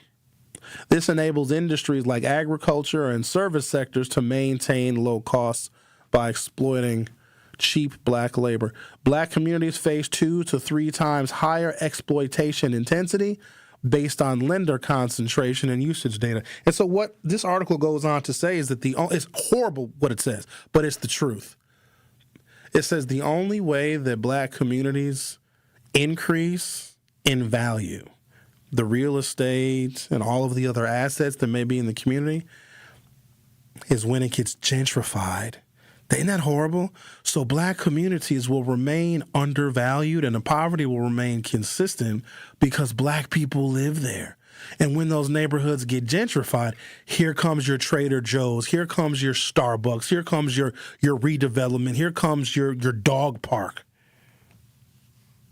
At the same time, African Americans who have called that particular community home, and it can be anywhere in the country, are sometimes forced out because when neighborhoods get gentrified and those properties that were dilapidated get all fixed up and they do the landscaping and white people move in, then it increases the tax base, which is good. But if it increases the property taxes on people who are on fixed or have low incomes, and if you can't pay your property taxes, then your city, your municipality will foreclose on your property, providing another buying opportunity for a gentrifier. Then next thing you know, you have a neighborhood like Brewers Hill where low-income African Americans can't afford to live, forcing us into Barada properties. Look here, man. Listen to me, okay? Listen. You listening? Yeah. I don't want no mess out of you today. Sherwin, you have to understand. No, I don't. You are forced to be the way you are. If a person would come into your house and show appreciation, you let him come into your house. What do you mean by that? And he got on his own. He's so kept. I know how to treat people. You know how to treat people. It's just that do we have to submit to people that ain't right? That's totally capitalistic, totally thieves, totally not right. Don't appreciate you feeding them. Don't know how to pick up their clothes after they, mess up your house. If people would be the way you know how to treat people, your house would be open. You would help people day and night because you know that person knows how to treat people. And he knows how to say thank you, and he's getting better, and he's helping himself. And he gets on his own, and he says, thank you, Sherman, I'm gone. But people are not like that. Man, they'll throw your clothes on, they won't pick up behind themselves, they'll steal from you. We know how to treat people. Do they know how to treat us? What? That's the problem. That's the problem. Yep, you're right, Bob. That is, and you explained it perfectly. That is the problem. You explained the problem. I agree with you. We are forced to be the way we are. Look. I'm looking. The richest man in the world. The richest man in the world. What does he do? Pile that money up. Okay. He don't care about it. And so we're just forced. It's sad. It's very unfortunate. It is. We know how to treat people. We sure do. Do they know how to treat us? Nope. They need to learn. I know, Bob. They need to learn how to treat us. And so I will talk to you later, sir. That's the problem. No, Bob. I wasn't done talking. Bob just hung up. He just called me. He just used me. When he done talking, that's when he hang up. He said they don't know how to treat us. We know how to treat them. Question for all of you that just heard that. What was he talking about? Like, who was he referring to? Who knows how to treat? I don't understand. What? Poor white communities offer less opportunity overall, primarily in rural areas like Appalachia, where exploitation centers on resource extracting, like coal mining. There is financial exploitation, but a lower amount of it due to geographic dispersion and fewer outlets to exploit poor white people. Basically, the concentrations of poor white people in America are in rural areas where the populations are more dispersed and diffused, and it's much more difficult to economically exploit poor white people versus poor African Americans who live in cities and urban areas and much more crowded areas where it is a lot easier and more simple for the economic exploitation, just looking at check cashing places. And also, if you have a disproportionate number of poor African Americans who are your tenants and you don't provide safe facilities and up to code facilities, and if the heat doesn't work and if there's holes in the wall, if you are not doing right by those people, the penalty that you pay is few and far between. Now, we use Joe Barata as a scapegoat, I guess, even though he is not even the majority property owner in the city of Milwaukee. And I say in the city of Milwaukee because you don't necessarily have to live in the black community. I know that my colleagues earlier in the morning said he owns something like 80% of the property in the black community. I don't know if that's true or not. I don't know if I can verify it. All I can look at is how many rental units are available in the city of Milwaukee, and Joe Barata only owns 9,000 of the low estimate 145,000 rental units. And if black people, to change our situation, our circumstance, would move from the rural South during the Great Migration and will move across the country for better economic opportunities, you are now telling me that black people that live on 27th Street can't move to 76th Street? We traversed the country several generations ago looking for better opportunity, but now for some reason we are just mired in and stuck in a kind of situation where there's no hope whatsoever. Oh, I guess I better renew my lease at this Barata property. No, you don't have to do that. Now, my natural remedy was for us to buy a house, to be homeowners. And y'all got mad at me for that. How dare you, Sherwin? Not everybody can own a home. Okay, well then stay stuck renting and complaining about the same things every single lease. There was a way in which you could have conversations with black people where you could provide alternatives to our poor situations and people would listen to that. Now if you provide alternatives to our destitute situations, people get triggered. The Truth with Sherwin Hughes on 101.7 FM. We'll be right back. Don't touch that dial. The Truth with Sherwin Hughes will be right back on 101.7 The Truth, The Truth app, and 101.7thetruth.com. Need a way to hype up your day? This is Lorenzo. Lorenzo, you just won $5,000! What would you do with $5,000? That's free for a couple months. Yes, There you go. Yes. Y'all just made me happy. Stay tuned into 101.7 The Truth for your chance to be entered into the Gruber Law Office's 5K giveaway. For contest rules, visit 101.7thetruth.com. Can we hold something? Y'all holler back at y'all. I got money now. In a matchup fueled by speed, strength, and school pride. On Wednesday night, get ready for a city conference battle as the Bradley Tech Trojans take on the South Division Cardinals in a matchup fueled by speed, strength, and school pride.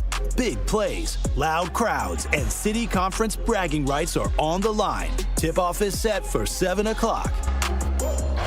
Hey y'all, it's 101.7 The Truth's Rhea Riley for Sweet Talks Medical Spa in Menominee Falls. Skip the sterile clinical office feel. Sweet Talk stays on the cutting edge of beauty and wellness innovations in a vibrant, playful space, promoting self-love and confidence. Sweet Talk specializes in a range of treatments, including injectables, medical-grade skincare, weight loss, hormone therapies, and more. Not sure where to start? Sweet Talks offers comprehensive wellness consultations to create a customized plan centered around you. Because at Sweet Talks, your goals are their goals. Learn more at sweettalks.com. Life's better with Drive My Way from American Family Insurance because we know it's more than just a car. It's your escape pod, your adventure mobile, your memory maker. And we help protect the dreams that drive you. Personalize what you pay for auto insurance and you could save between 10 and 35%. American Family Insurance. Get a quote and find an agent at amfam.com. Products, pricing, and availability vary based on the way you purchase insurance and by state. Unsafe driving behaviors may increase your rate. American Family Mutual Insurance Company, SI, and its operating companies, 6000 American Parkway, Madison, Wisconsin. Do you hear that? And that? And that? Those are the sounds of a healthy and vibrant community. And to this United Way volunteer, nothing sounds better. They're the sounds of children being given greater chances to succeed in school. The sounds of neighbors receiving the support needed to overcome challenges, both big and small. They're the sounds of families gaining access to quality health care and nutritious food for their tables. And they're the sounds of members of our community who've benefited from United Way's financial education programs. See, wherever there's a need in our communities, there's a United Way. People working together to respond and growing the good for everyone. United is the way. So join us by getting involved or giving back. Learn more at unitedway.org.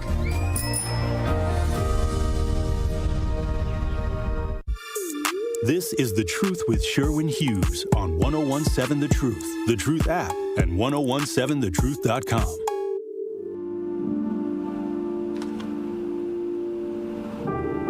When the winter chill sets in, Milwaukee turns up the wonder. From January 22nd through February 1st, 2026, Milwaukee Museum Days invites you to unlock the city's cultural treasures at special admissions prices of up to 25% off many top attractions. Explore world-class art, local history, hands-on science, and one-of-a-kind Milwaukee experiences. Pair your museum visits with Milwaukee Hotel Month deals for the ultimate winter escape. Learn more at visitmilwaukee.org/museum days, and make sure you tune into my newest segment every Friday at 11 o'clock called The Milwaukee Experience, where we delve into all of the fun things to do and the culture and the happenings and the lounges and the restaurants that Milwaukee has to offer. You know what I think I'm going to do?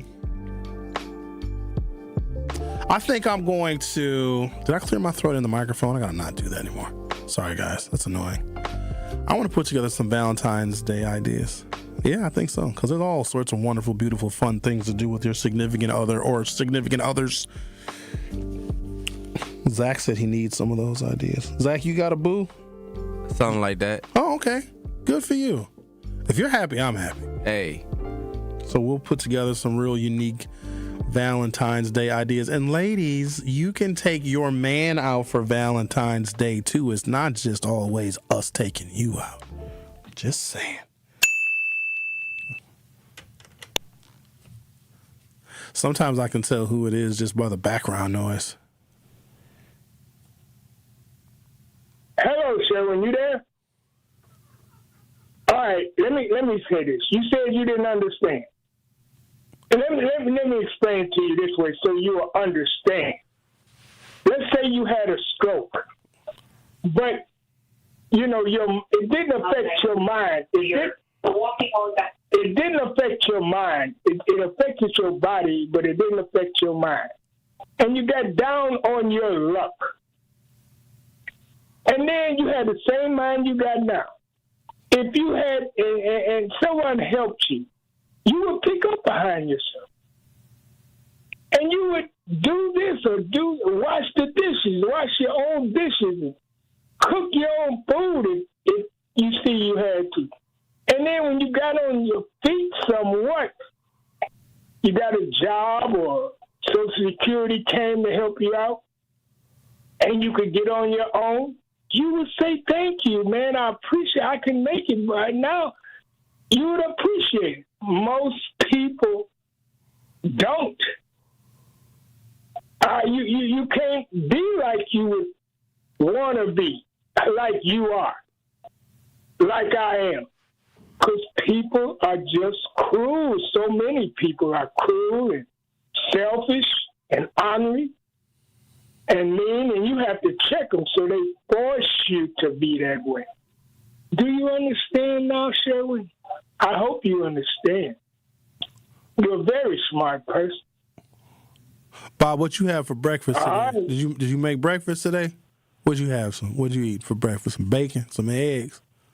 Malto meal, and toast and milk. Yeah, that's what I had. They still make malto meal? Are you serious? That's what you have for breakfast? Isn't that like the chocolate wheat stuff? Yeah, malto meal. Yeah. And then tomorrow I have some oatmeal. You know? And the next day I have grits, eggs, and bacon. You know, and some, toast and some juice. What do you have for lunch? See, what do you make for lunch then? Well, I have some Fritos and a hot dog sometimes. Sometimes I fix me some catfish, man. And it's hard. I do everything. Sherwin, I wash, cook, iron, dry, take a bath. It's hard, but I do it. Because people ain't like they used to be. I mean, it never has been like, because, in the first kids on this earth, Cain killed Abel. So people are just, I don't know why it's like that, but that's the way it is. Sure, yeah, you're right, Bob. It is exactly like that. But I'm glad you're doing everything for yourself. I know how hard it is. It's hard. But I'm glad you're able to get along now. I'm glad you're able to take care of yourself. Yeah, but just remember, I still would check you now. I have to check you, sometimes. Watch your mouth.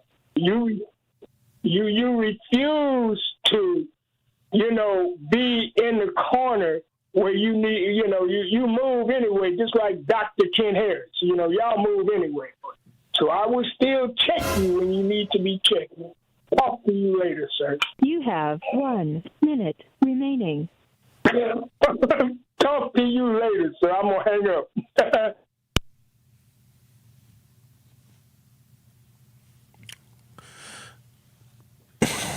So he called back. So, yep, that's pretty much. Got a new segment on Fridays at 11 called The Milwaukee Experience, where we talk about all the wonderful things to do here in the city. Even in the cold weather, Milwaukee gets hot with all of our nighttime and evening and even daytime activities. From January 22nd to February 1st, you can enjoy museum days. So there's that. Why do I come here every day? I don't understand. When is AI going to take my job? That's what I'm wondering. When is there going to be an AI host? Because AI couldn't even handle what I have to deal with. You guys don't even know. You don't know. Zach, did you see what they're doing upstairs to the show prep room? They're turning into a podcast studio now. Yeah, and isn't that your little sanctuary? It sure is. I was in there doing my thing yesterday. I was, Dean coming. Dean got his hat on. He's like, oh, you're in here? I'm like, yeah, I'm in here, Dean. I'm making a podcast studio. The Truth with Sherwin Hughes will be back for hour 3.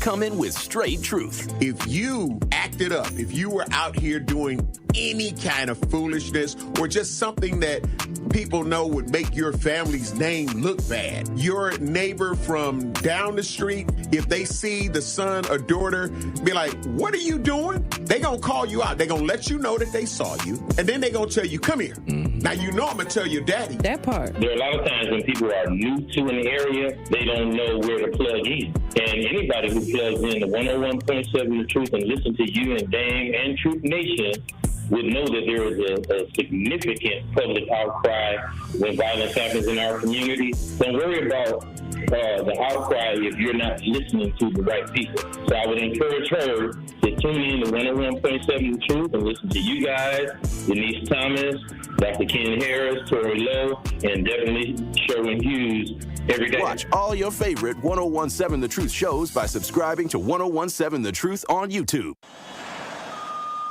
Hey there, Jane Lynch here. You want to hear something funny? Too bad. You want to hear something uplifting that will inspire you? Good. Because today, I want to talk to you about Direct Relief, a humanitarian organization that does seriously good work when it counts. Fires, hurricanes, earthquakes. When disaster strikes, Direct Relief immediately shows up with medicines, medical supplies, and everything doctors and nurses need to save lives. Let's ship her out!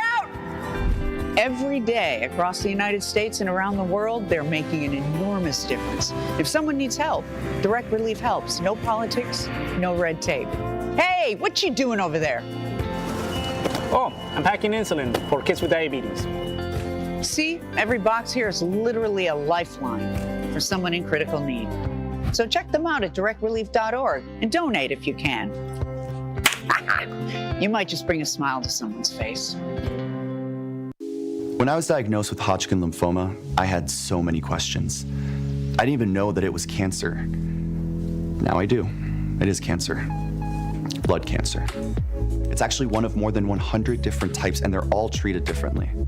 Now, unlike some other forms of cancer, usually there's no tumor. You can't screen for it to prevent it, and the symptoms can look like other things, so it could be hard to diagnose. I had a fever for weeks. I was so tired all the time. I didn't feel like eating or doing anything else for that matter. And I know that this can feel scary. But if you know what to look out for, you'll know what to tell your doctor. And you'll feel more empowered to take the next steps.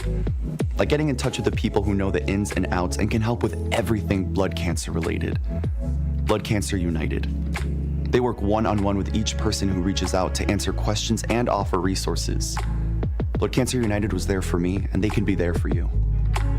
Go to bloodcancerunited.org to learn more.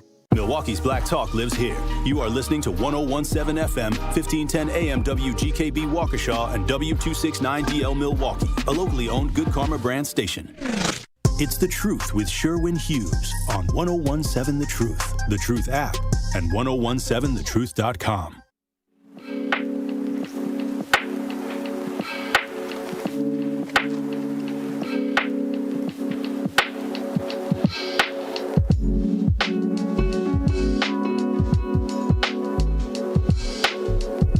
Welcome to Hour 3 of The Truth with Sherwin Hughes. I think this is a bit of good news, and it also flies in the face of Donald Trump, who, by the way, just so you know, Donald Trump just endorsed Tom Tiffany, who is a Republican candidate for governor here in Wisconsin. So if you like what Donald Trump is doing, you're going to love what Tom Tiffany would do as governor in the state of Wisconsin. But there's a political news publication that is one of my go-tos. It is thenation.com. They are objective, they are spot on, they are conscientious, they are thoughtful, they are well researched in the digital content that they put out via their website. And the Nation editorial board has just nominated the entire city of Minneapolis for a Nobel Peace Prize, and I could not agree more. And I quote, the editors of The Nation magazine are in the process of formally nominating the city of Minneapolis and all of its people for the 2026 Nobel Peace Prize. The following nomination statements, which address to the Norwegian Nobel Committee, the 5-member body that is charged by the Parliament of Norway with selecting the recipient of the Peace Prize, has been prepared for submission, which will take place on Friday. To the distinguished members of the Norwegian Nobel Committee, as longtime observers of struggles to establish peace and justice in the United States and around the world, and as the editors of a magazine that is proud to have included several Nobel laureates on our editorial board and masthead, including Reverend Dr. Martin Luther King, we are honored to nominate the city of Minneapolis, Minnesota, and its people for the 2026 Nobel Peace Prize. Good luck and Godspeed to the city of Minneapolis. Well deserved. Let's talk to someone who else deserves a Nobel Peace Prize. Well, hello, Al. How are you? I'm doing wonderful. You know, you bring up a lot of great points, but here's the thing with our black people. If y'all really want to give white people a run for their money, start believing in yourself. Remove our can't and replace it with our can. You don't have to settle. And then on top of that, stop letting people portray y'all as y'all are impoverished, destitute, and you're dirt poor. Don't let them people represent you. And then the other thing that holds black people back, and it just irritates when they first thing they say, well, I'm going to let God handle it. First of all, God ain't going to handle a goddamn thing. That I'm going to handle myself because he might take too long. All right? You are the option. You are the choice. But the question is you going to get off your sugar honey iced tea box and make them things move? See, the problem is you've been standing on the sideline too long watching things happen when you should be the person that make it happen. Just like what our neighborhoods, we allow a certain culture that comes in where they could be in downtown Waukesha or up in Warsaw with that foolishness. You know, we allow things to come in our neighborhood like them white folks that own them raggedy-ass duplexes and raggedy-ass houses, and some of you building inspectors that's blind as hell, that don't know how to see anything, and we have to show you ourselves.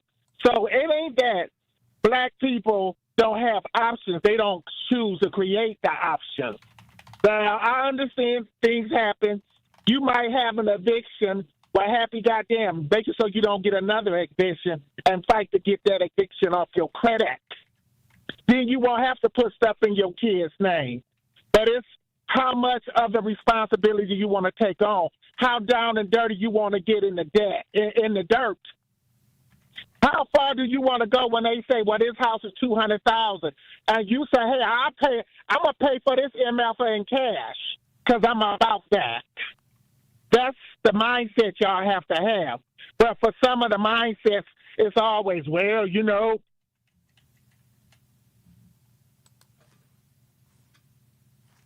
He's still there. If you keep even if you keep walking outside that door, maybe that door in that neighborhood not for you. But we got to change this because all I see is they portray black people to white folks as destitute and poor. You don't have to be poor if you're the option. You create your choice. But for some reason, people rather settle than to get in the dirt and get out there and grind for it. And I'm going to leave it on like that. Y'all have yourself a good day. And then thing with the married men and married wives, if the house is already broken, that's all free game. And if you messing with a married man, he shouldn't have keys to your house. He should be on a payment schedule because the side piece is who keeps the relationship together. There are the ones that say, well, you shouldn't do this and you shouldn't do that. And the other thing with some of you men, y'all get too comfortable in the marriage. The same thing you do to get her, you got to keep doing it. And sex should not be a chore. All right? All right. So don't stop giving boring sex. And you're saying, too, talk to your woman. What can we do? Let's be freaky. What can we do? But if you want to do it, hell no, she ain't going to want to do it. She might as well go in and do it with your brother. Wait or your granddaddy. Not the brother. No? Have a good day. No. Bye-bye. Oh, dang. He just going to leave us like that.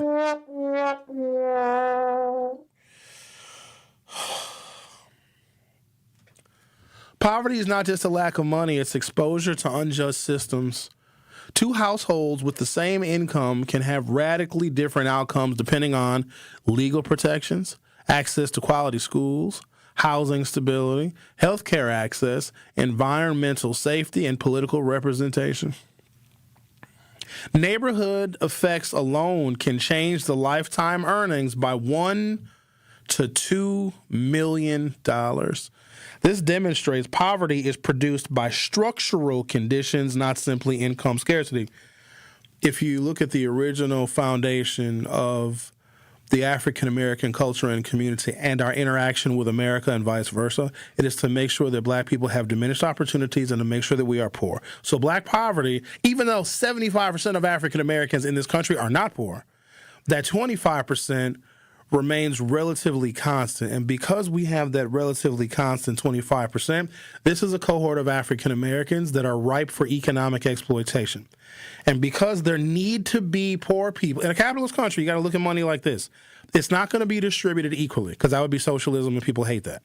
So in order for there to be a millionaire, there must be several hundred people that make the bare minimum because their labor needs to be extracted. Also think about this. Even if you make a bunch of money, and you probably make very good money because some of you are rich. I've seen some of the cars that you guys pull up in to Beyond the Mic, and I am shocked. Some of y'all are rich. You might make $175,000 a year. But the labor that you are producing, your employer is making $7 million a year. So you're well compensated, you see. But in order for the business that you work for, the company, the corporation, whatever it is, to be profitable and to stay in business and to expand its business tentacles, it has to make profit off of the people that are providing their labor. And some people get fooled. Oh, I make $200,000 or $300,000, they may say, and that's fantastic money. But your employer is making millions and millions. You've got, look at professional sports. You have some athletes that have huge contracts, 10 million and 20 million and 30 and 40 million, but the team is worth billions. And there's a huge difference between $1 million and $1 billion. In fact, if, let's say a team of whatever sports you can think of has 5 players on it, and each player is compensated $1 million each. I mean, that's a lot of money to play a game, right? But the team is worth $1 billion. That one player that makes $1 million has 1/1000th of the net worth of the person that owns the team. And yes, $1 million is an awful lot of money, but it's not comparable to $1 billion. So when you scale it down, in order for there to be a simple millionaire, $2 million, $3 million, $4 million, because they're a business owner, they're an entrepreneur, there have to be people that make minimum wage, and in some cases less than minimum wage, because that is how money is distributed. And when you have a cohort of poor people in this country, those are the ones that you can economically exploit, because a lot of times they're just stuck in place because they often don't have the means to move to a place where prosperity is higher. But this study that was done by Harvard University shows that even if you have the same income as someone who may live a couple of counties away, maybe they live in Ozaukee County or Washington County or Waukesha County, they make $300,000 a year, you make $300,000 a year. The neighborhood itself and the amenities and the access to health care and quality schools and housing stability in the neighborhood can still determine your lifetime earnings by $1 to $2 million just based on where you live. Even if you make the same money as somebody else in another part of Wisconsin, they may make $1 to $2 million more over a lifetime because the neighborhood in which they live can produce more assets than yours. So foundationally, poverty is built into the American capitalist system, and that's why so many people want to tear capitalism down. But you do not tear capitalism down in this nation without bloody revolution, and I fear that there's too much technology and too much warfare and too much AI, and our algorithms are so screwed up that the revolution is not possible. Because those who promote and support the worst, most egregious kind of toxic, poisonous capitalism have grown so powerful that the masses of people, while they are very unhappy, are almost powerless to change the system. And right now, this capitalism on steroids, because I look at the Trump administration and how they have catered up to, or how vice versa, either they have catered to or the billionaires have catered up to Trump, the tech bros. That is capitalism on steroids. And that same administration that has been helped and supported and propped up by and received contributions from these tech bros have emboldened this administration that is killing American citizens on American streets in Minneapolis, Minnesota, while protecting the border from Somalia, which makes zero sense whatsoever. When justice increases, poverty decreases, even without wealth increasing. Look at Norwegian countries, higher taxes, stronger labor protections, and universal health care and free education, lower poverty rates despite less wealth inequality than in the United States. The United States child poverty rate is 20%. Finland, Denmark, and Norway combined, their child poverty rate is only 5%.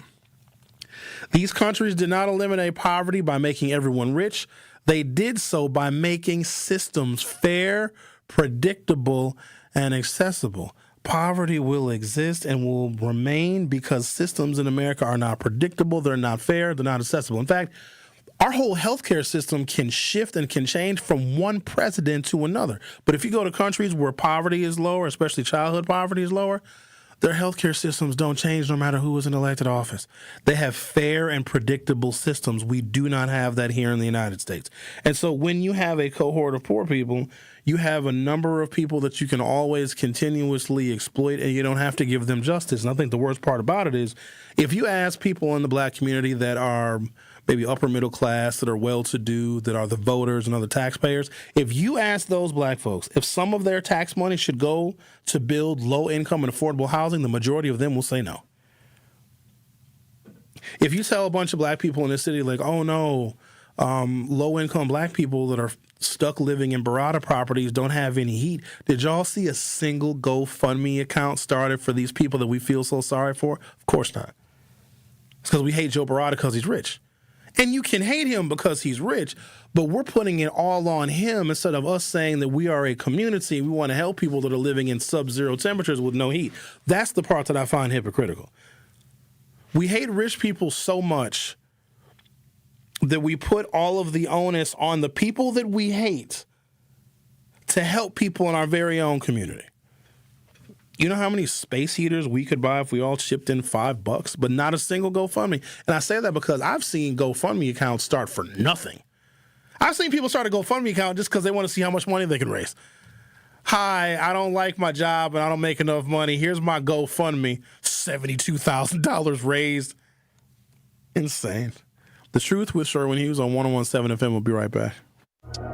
The Truth with Sherwin Hughes returns after this on 101.7 The Truth app, and 1017thetruth.com. Need a way to hype up your day? This is Lorenzo. Lorenzo, you just won $5,000! What would you do with $5,000? That's sweet for a couple months. Yes! Yes, There you go. Yes. That just made me happy. Stay tuned into 101.7 The Truth for your chance to be entered into the Gruber Law Office's 5K giveaway. For contest rules, visit 1017thetruth.com. Can we hold something? Y'all holler back at y'all. I got money now. Wisconsin winters can be tough, and so are higher energy bills. The Community Advocates Milwaukee County Energy Assistance Program is ready to help you. Eligible Milwaukee County residents can receive help with their energy bills and weatherization benefits to keep you warm and help you manage your heating and electric bills. Schedule your personal appointment at keepwarmmke.org or call 414-270-4653. For more details about locations and hours of operation, go to communityadvocates.net. This program is administered by the State of Wisconsin Department of Administration. In a matchup fueled by speed, strength, and school pride. On Wednesday night, get ready for a city conference battle as the Bradley Tech Trojans take on the South Division Cardinals in a matchup fueled by speed, strength, and school pride. Big plays, loud crowds, and city conference bragging rights are on the line. Tip-off is set for 7 o'clock. Elevate your game day gear or any outfit with official merchandise from the Milwaukee Bucks Pro Shop. From authentic jerseys to exclusive apparel and accessories, the Bucks Pro Shop has everything you need to showcase your fandom wherever you go. Cheer the Deer to victory with authentic Milwaukee Bucks items. Visit us at the Bucks Pro Shop at Fiserv Forum or Bayshore Mall, or shop online at shop.bucks.com.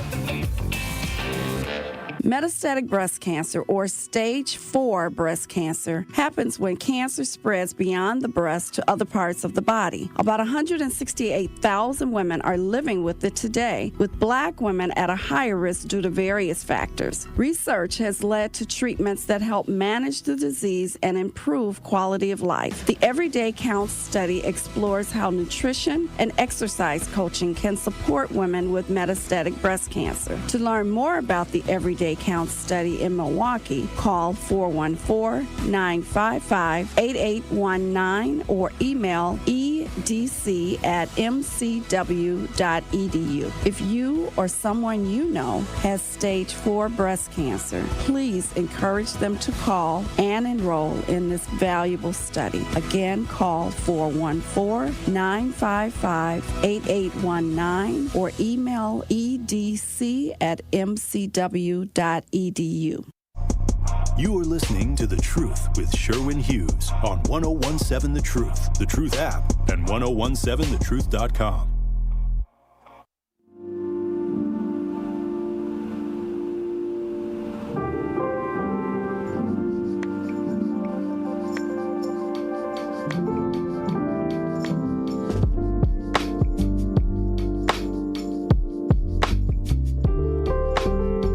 Zach, I'm about to send you a photograph to your Good Karma Brands email address. And if you could be so kind, sir, to post the photo that I'm about to send you to our YouTube. So when people go to youtube.com or they open up their YouTube app from their smartphone or other mobile device, they'll be able to see what money can buy with Black rent payments. Found a picture of Joe Barada's private jet. It's crazy. And I've been on a private jet before. I was on a G550, which for all intents and purposes is like the top of the line private jet. This dude has got, and I'm not mad at Joe Barada, because I don't know the details and all the stories behind why things are not getting fixed in a timely manner. I have no idea, and so I'm not going to pass judgment on that man. I know I'm supposed to join in the chorus and just hate him. Maybe you guys are right. Maybe we do need more people in the trades, because imagine in the wintertime when a lot of people have old furnaces and old boilers. I know if you work in HVAC, you've been working 24 hours a day, 7 days a week. A lot of furnaces have been going out, and maybe we don't have enough people that can provide that labor. And so if you've got 2 or 3 or 4 dozen service calls to fix heaters and to replace furnaces, we may not have enough people in this city or in the surrounding area that can perform that labor. That's number one. Number two, I need y'all to know this. Contractors may not want to go into the hood and fix furnaces in Barada properties. You ever think about that? If you haven't thought about it, I want you to. Some of these contractors, I know they're located in West Dallas and New Berlin. They're located in Saukville and Fredonia. So someone who might manage property for Barada, I'm just giving you a real world example here because we're all over here freaking out. They might say, hey, I manage properties for Barada. Can you come, replace a furnace and HVAC system for an apartment complex that we have on Fond du Lac Avenue? That contractor may say, nope. I'm not going into the hood. Last time I went to the hood, they stole my truck. Oh, I've had that happen before. And I don't even think I live in all that bad of a neighborhood. In fact, Homer and I live right around the corner from each other. I've called contractors because I want to get a little work done I wanted some landscapings done. They heard my address, like, yeah, we'll have somebody get back to you. Nope. Never call me back. All right, what do we got here? President Trump endorses Tom Tiffany in GOP primary for governor in Wisconsin. Oh, we put up a YouTube poll. I probably should see how we're doing. 103 people voted, and the question is, so if you go to youtube.com or open up a YouTube app from your smartphone or other mobile device, search 1017 The Truth and hit subscribe. Can an African-American be elected governor in Wisconsin? Whoa, look at this. This is optimistic. 66% of you say yes. 34% of you say no. Right now, let's talk to Derek. Hi, Derek. How are you today? I'm doing well, Sherwin. You were talking about let me tell you, I was working a job. I do construction. I was working with some guy who was from Denmark, and I was asking, how does it work with the with the health care and the everything else like that? And he said, by the way, and I said, how much do you pay in taxes, if you don't mind? He said, well, I pay 60% in income taxes. And he's just a project manager, so he's probably earning about, let's say, $350,000, $400,000. Wait, hold on, Derek. I asked him, what is that? He pays 60%. Where does he live, in Soviet Union? 60% in income taxes? Yeah, he lives in Denmark. He's in Denmark. Oh, that's Denmark. Oh, okay. Yeah. Yeah, and I was asking him, how does that work? And he said, I'm from Denmark. And I said, how does that work when they have this free health care, free education? And I said, how does it work? He said, I myself, I pay 60%. He said, it allows me to, and I said, what about your home or anything? He said, nope, I got to take care of my own mortgage myself, but I get free health care, and I get free, I can go to any college anytime I want to. And I said, what happens if you don't make any money? Let's say you make 10,000 euros or 20,000 euros, and he tells me that everybody in Denmark pays 38%, no matter how much money you earn. So, but he says on the flip side of that, you get to go to any, you can go to any college. You can even go to, and you get your free health care taken care of. But you can go to any college or school. So that's what he was explaining. That's the way it's done in Denmark. Everybody pays, like I said, 10 or 20,000 euros, and they pay 38%. So, but he said, like he said on the one time, he says it's a good thing, but it allows you to go to get your health care free, and also it allows you to go to, if you want to become a medical doctor, you can go to any university in Denmark and become a doctor or anything else like that. So that's how that works right there, and that's because I was always curious because they've been talking about that. About taxes and everything else like that, but that to me it's pretty interesting in what he was talking about. Do you think we should do something like that in America where people pay 60% of their income? But I'd imagine you have to make over a certain amount for your taxes to be that high. So someone who's making $20,000 a year is not paying 60% of their income in taxes. I'd imagine the higher you go up. He would pay. Yeah, he's paying. They would pay 38%. Well, the highest tax bracket in America used to be 91%. And when we had that, we were building this nation and building highways and runways and airports and infrastructure and putting in water mains and expanding cities and towns and suburbs. But it was 91% of every penny over $400,000 a year that people made, because back then, even a Republican administration, the Eisenhower administration, said you don't need to make more than $400,000 in America. And if you do, 91% of that is going to go to the government because we're going to reinvest it in education and in infrastructure, et cetera. Well, thank you, Derek. Anything else you'd like to share from Colorado? What's going on out there? ICE out there arresting illegals? Are you getting arrested by ICE? I haven't seen any. I know they're arresting some. They laid low. But I was just pointing that out to you, what the guy from Denmark was saying, because I hear a lot of people talk about and I had a lot of questions to ask him. So when we go to that system, it can work, but let you know if somebody's earning 20,000 or 10,000, they're going to have to pay something, like about at least 25 or 30%. Or in this case, 38%. All right. Thank you, Derek, for your call. Take care. All right, you too, Derek. All right, maybe that might be worth it. Because that's the expensive stuff. College and healthcare. Because right now, some people may be paying in excess of 60% of their income to meet their healthcare needs, their prescription drugs and their hospital visits and their hospital stays. So maybe it's worth it. Some of you have tremendous student loan debt because you went to the undergrad and then you went to the graduate school. And then maybe you wanted to be a doctor so you can doctor people and you went to medical school. You may have hundreds of thousands of dollars in student loan debt, but if you go over to the Denmarks and the Norways and the Finlands and the Swedens, it's nothing over in Sweden but blonde women and meatballs. The Swedish make a good meatball. Can we agree on that? We don't agree on much, but we can agree that the Swedish make a fine meatball. I don't know, maybe it's worth it. I don't think the American system will ever go back to that high tax rate because the people that have the most money can take a portion of their income and their earnings or their investments and use it to lobby to make sure that people that make over a certain income never pay exorbitant amounts of taxes, because what that tax money would do is it would reinvest in people and in communities that are underinvested in and ultimately could make those people more competitive. It really is unfair because if you have a big old company, a corporation or whatever, you rely on some of your workforce at the very least to be educated in public schools, at the very least to attend public colleges and universities that are state subsidized, right?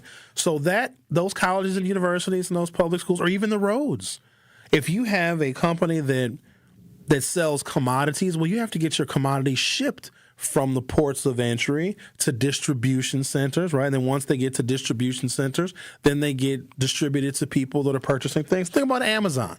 Amazon has got people driving all over the city all the time. I can remember during the deep throes of the pandemic, all you saw as far as traffic goes was just Amazon vehicles because Amazon didn't stop during the pandemic. Well, those Amazon vehicles that are delivering whatever it is that we are ordering are using roads that are financed by the taxpayer.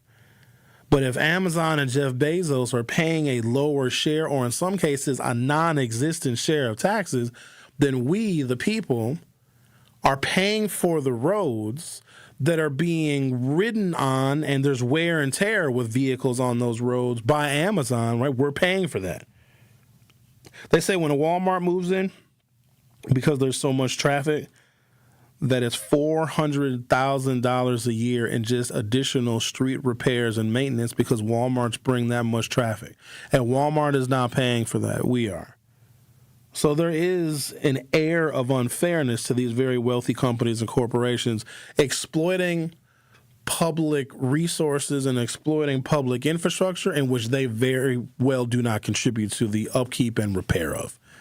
You're listening to The Truth with Sherwin Hughes on 101.7. I'm going to take a break, come back. So the Fruition coffee shop, the Fruition Cafe on 27th Street, last week or the week before, I talked about how they had been burglarized twice. And I said, and some of y'all didn't like this opinion, if they have been burglarized twice, then that place is a threat. Right now, the times in which they were broken into, there was nobody there. But if there's an establishment that has been burglarized twice, by people going there, that increases the likelihood that they may get robbed, or that the people that broke into the place when it wasn't open, maybe they come back when it is open. Guess what happened last night? It was broken into a third time. I'm going to talk about that on the other side. The Truth with Sherwin Hughes on 101.7 FM. We'll be right back. Don't touch that dial. The Truth with Sherwin Hughes will be right back on 101.7 The Truth, The Truth app, and 1017thetruth.com. Hi, I'm Brittany Miller from Big Frog Custom T-Shirts and more. Custom T-shirts, sweatshirts, jackets, hats, you name it, we can do it. Big Frog Custom T-Shirts and more is family-owned and all about celebrating life's big moments. Maybe it's a milestone birthday, a celebration for your child's first goal, or that work fundraising event. We are everyone's printer. No minimum orders, affordable designs, and help straight from me and our team. We're the one-stop shop for all your custom needs. Start your project today at bigfrog.com/Mequon. Hi, I'm Priscilla Presley. My love for animals began when I was 5 years old. That sparked a lifelong commitment to speak up for animals who can't speak for themselves. Elvis and I supported American Humane Society because your compassion can change a life. American Humane Society strengthens the bond between humans and animals. Please visit AmericanHumane.org to learn more. Thank you.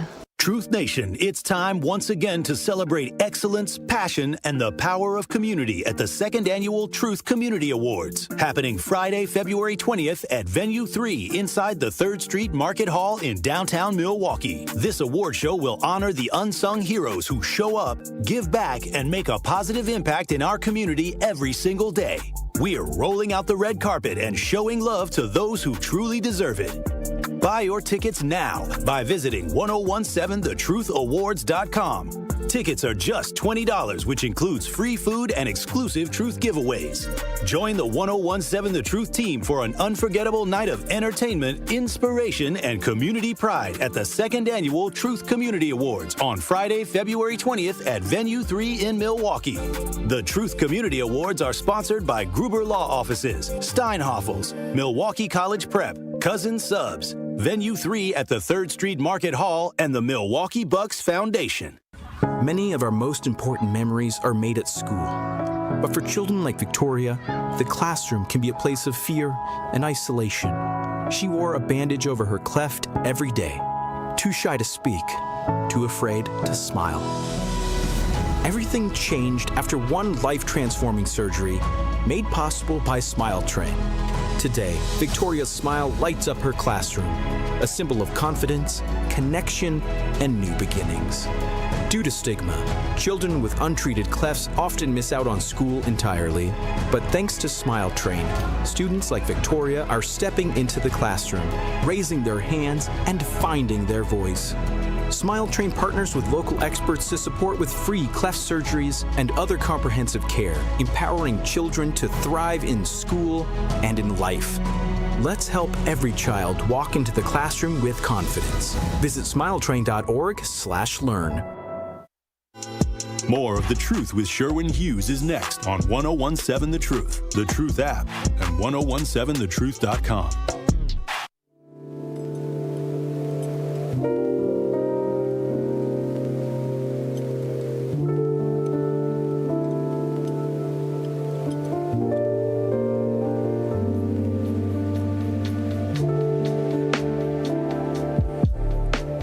Zach, guess who came up to me at the Democratic candidate forum last Wednesday? Well, he didn't come up to me. He made it known that he was there by talking to the person that was talking to me. Israel. No way. Yeah, dude was like 2 feet away from me. I was like, oh man, I gotta fight this dude. Bruh. But he came up to the person that I was talking to, and I know he didn't know her. He said something to her. She kind of turned around and looked at him all crazy. And then he looked at me. I was like, oh, here we go. But then he walked off. Did I tell you the last time I saw him? Was he here? Because he was here not that long. Well, a couple months ago, he was here outside the window making threatening gestures. It was when I was at the No Kings protest with Wave performing, like before winter. I think he still listens every day because he finds out where we're at. Oh, 100%. And I'm going to tell this story now because I don't care. So I got done performing and I had another gig to get to. So I started walking to my car. And mind you, I saw him before I even started performing. So I was like, all right, well, he's around. That's good. That's good to know amongst all of these people. Needle in a haystack. Great. Walking back to the car and he comes up to me. He's like, are you DJ Brother Z? Nope, don't know him. Kept walking. He knew it was you. He knew it was you, Zach. So then why are you asking me a question that we already both know the answer to, Mr. Atticus Finch? Just to get you to respond. That's probably what he knew. He knew it was you. Plus, Zach, you ain't hard to find. If he has social media, and he does, man, your picture all over the internet, man. Everybody know who you are. But he didn't. I think he just. Let me not stir up stuff with dude, because I really don't. I don't want to deal with it. But I think he just. He tries to be threatening, but won't really do anything. Yeah, like I just had nothing. I had nothing for him. I had nothing to say to him. So there's no reason to have a conversation. See, people don't understand how rough it is for us. People also don't understand how rough it is for Tiffany Miller. This is from January 19th, so about 9 days ago. Tiffany Miller took over the Fruition MKE Cafe in 2024, located in the near West Side neighborhood on 27th Street. The cafe combines a coffee shop with community workspaces and is part of a push to revitalize the neighborhood, offering community resources and employment opportunities. A lot of people have stereotypes about 27th Street. The only way things are going to change is if you plant. You got to plant seeds. You got to plant joy, Tiffany Miller said. On Monday morning, so this is the Monday prior to January 19th, about 9 days ago, the cafe was broken into and several $100s were stolen, and it wasn't the first time. So on January 19th, that was the second time the Fruition MKE co-networking space cafe had been broken into. Quote, she said, I had a break-in in July, and today I had a break-in. It was just a cash grab and go, Miller said. The front door of the cafe was shattered and will have to be replaced, costing Miller hundreds of dollars. She says, I got to replace the door, but people have been really generous with donating to help me replace it with more expensive acrylic that will make it really, really hard for people to come in, she said. So this was January 19th. After 2 break-ins, Miller is switching to a cashless system to avoid the chance of a third break-in. So what I said when I talked about this story probably on January 20th, I was like, look, if you have an establishment that has been broken into twice, that's a warning sign. And thankfully, no one was there when the establishment was broken into twice, but you don't know if those people are going to come back and break in a third time, if your employees that are coming to work or people that are there to utilize the networking space, are they going to get robbed? Are they at risk? Sometimes we may have this great desire to change and transform a neighborhood, but a lot of times it may not be worth the risk. It may not. And I appreciate people that have that kind of spirit, but I am not a glutton for punishment. In fact, if you break into my establishment once, I'm starting to reassess everything. If you break into my establishment twice, I am leaving. Fast forward.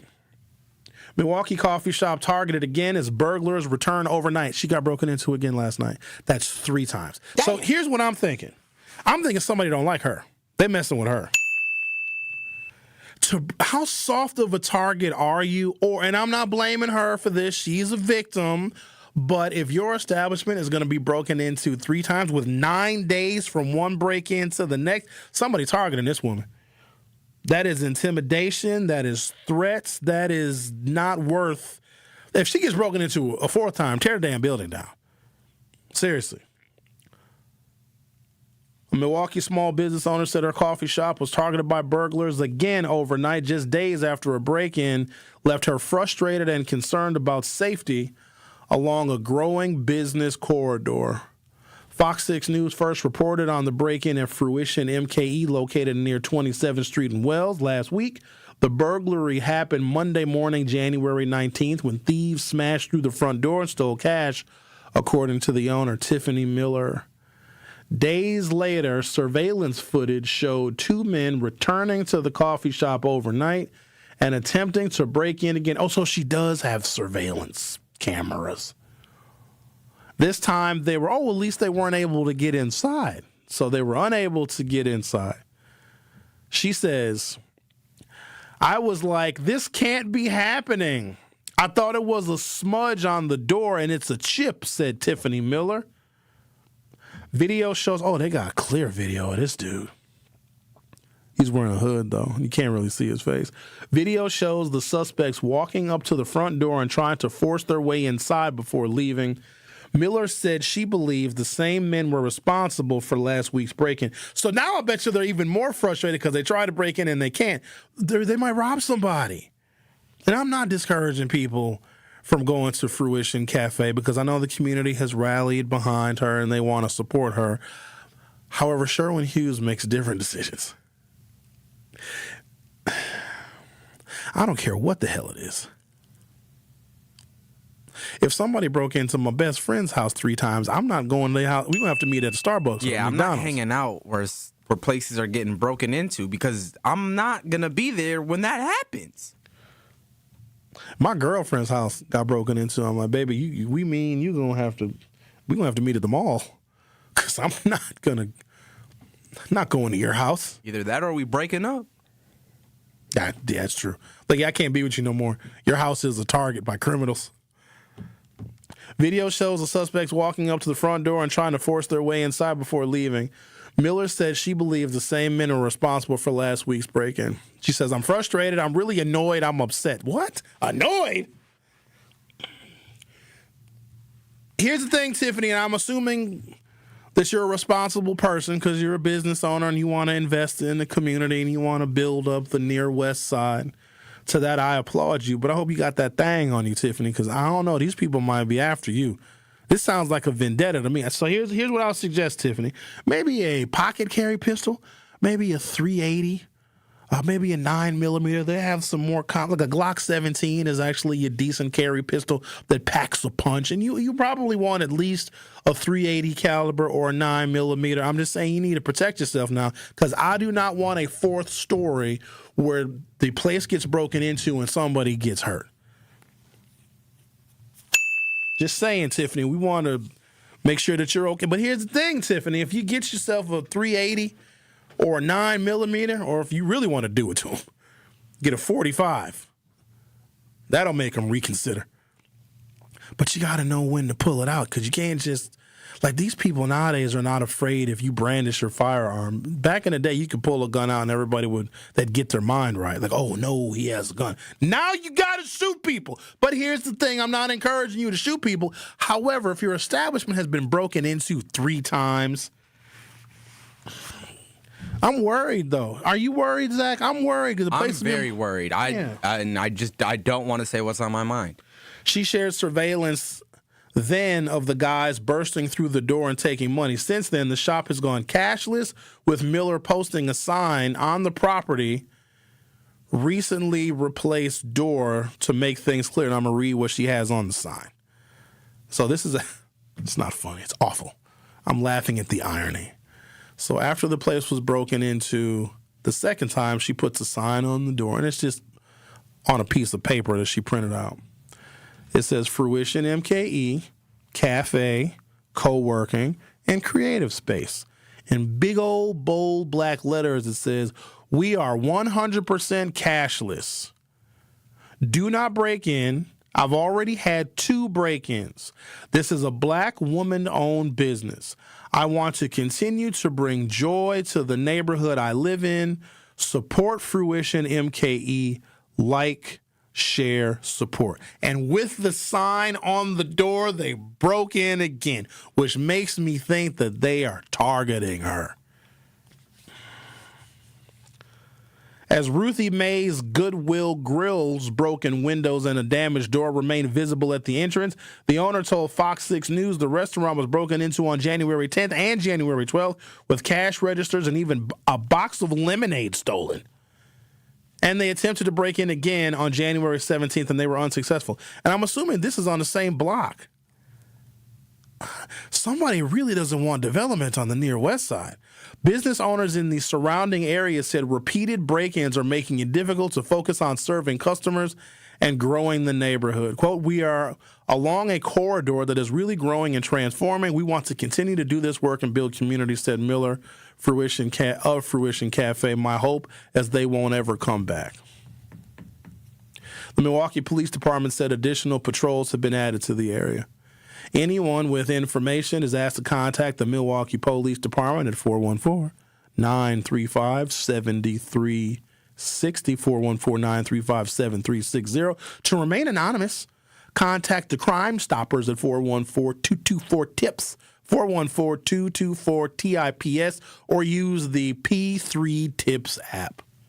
The Truth with Sherwin Hughes will be right back. The Truth with Sherwin Hughes returns after this on 1017 The Truth, The Truth app, and 1017thetruth.com. It's homecoming for the Milwaukee Panthers. Tune in Friday night as the Milwaukee Panthers host the Wright State Raiders at the UWM Panther Arena. Jackson's step back three is good. See Jack buries it. Panthers got to close strong. Kone with a strong move right down Main Street. Scott Warris has the coverage Friday starting at 6:30 p.m. on 1017 The Truth and the Milwaukee Panthers Sports Network from Learfield. Tip-off happens at 7 o'clock.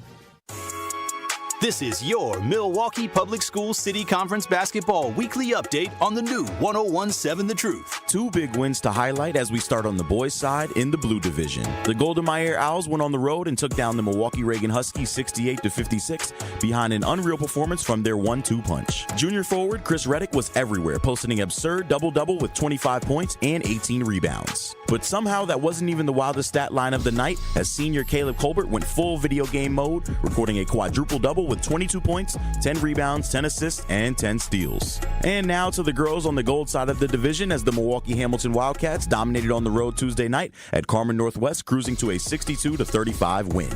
Junior Josiah Collins led the charge, finishing with a strong double-double of 25 points and 10 rebounds. This has been your Milwaukee Public Schools City Conference Basketball Weekly Update. MPS proud and MPS strong.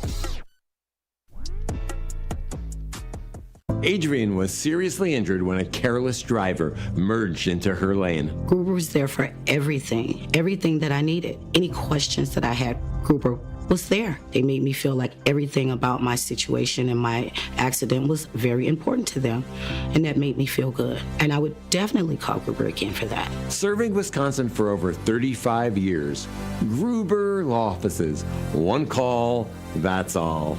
They go above and beyond for their clients. Life's better with American Family Insurance, because we know you love working weekends, if it means working on your dream home, both inside and out. And we're here to help protect those dreams so you can enjoy peace of mind. Save up to 40% when you bundle home and auto. American Family Insurance. Get a quote and find an agent at amfam.com. Products, pricing, and availability vary based on the way you purchase insurance and by state. Some exclusions apply. American Family Mutual Insurance Company, SI, and its operating companies, 6000 American Parkway, Madison, Wisconsin. Severe flooding from hurricanes and other serious storms frequently damage cars. However, some of these flooded vehicles will end up back on car lots or for sale online, with no indication they were submerged in floodwaters. If you are in the market for a used vehicle, make sure you are buying from a reputable dealership and use the National Insurance Crime Bureau's free online VIN check service to help verify the car's history. If you suspect fraud, call 800-TEL-NICB, a public service message from the National Insurance Crime Bureau.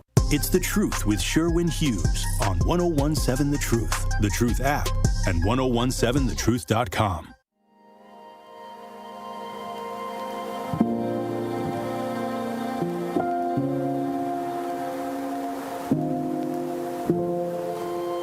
Oh, it looks like you guys have been active. Texting us at 833-212-1017, 833-212-1017. I should check these text messages more often than I do. Leon says it's obvious she's being targeted. There's a Dunkin' Donuts down the street from this cafe. No one is breaking into that.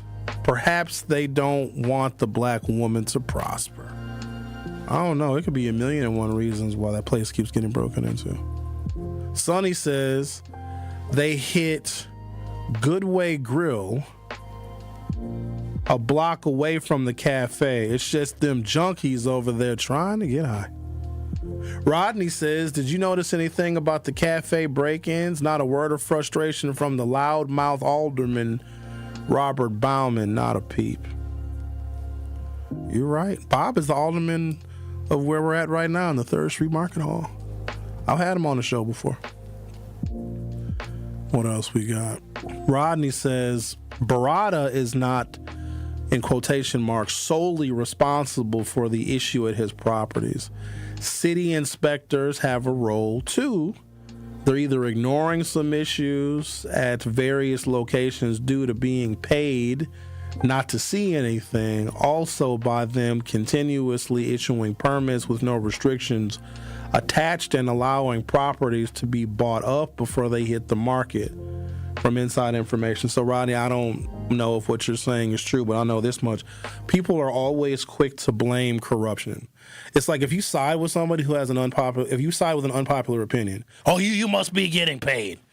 No, sometimes people just have a different opinion. Also, when it comes to the city of Milwaukee, I want you guys to know and understand what you're dealing with. I worked for the city of Milwaukee for years. City workers are sometimes just lazy. Barada ain't paying them people, ain't got to pay them. They're lazy. The city of Milwaukee is a horrible landlord itself. So how is it in a position to police other properties? Now, if there is a way in which Barada is getting some kind of a break, is because he is absolutely one of the largest property taxpayers in the city of Milwaukee. He is. So maybe they give him some kind of break there. I don't know. Maybe he's contributing to some political campaigns. If he is, you all are able to look that up, which may give him a little bit of an advantage.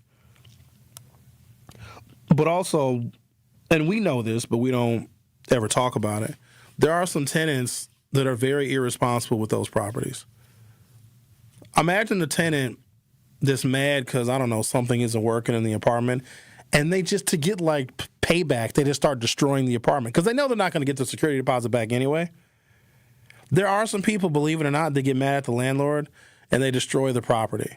And then when that person who is intentionally destroying the property says, oh, I need my heater fixed, the landlord is like, screw you. I'll get to you when I get to you. You've destroyed my property. Do you guys know that we have to do neighborhood cleanups every single year because people won't even pick up garbage in front of their own houses?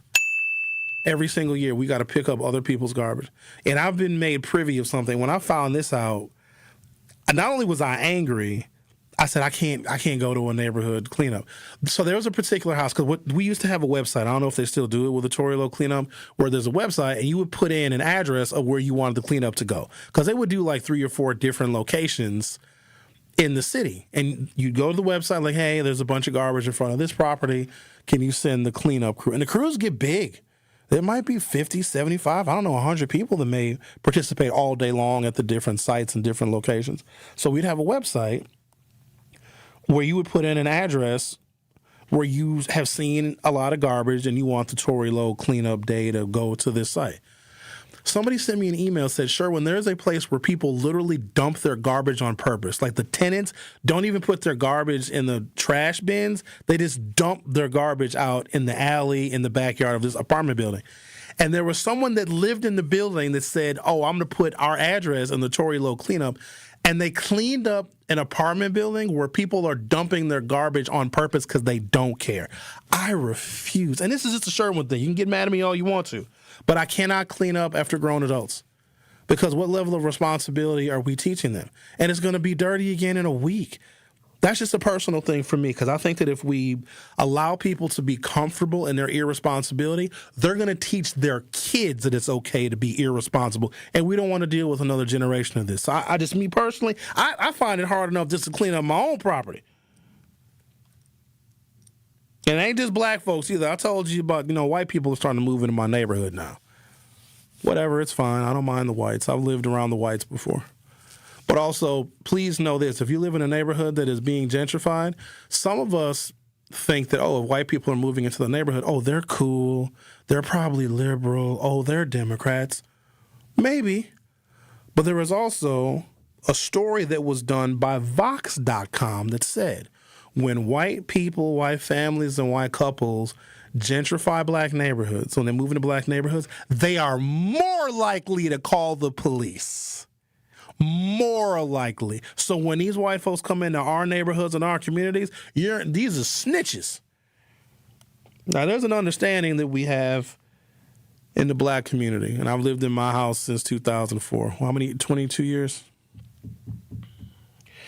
There's some nights where I know I'm going to have some friends over, right? We're going to barbecue. We're going to kick it. I know that I'm going to have a little bit of noise going on in my house. So here's what we do.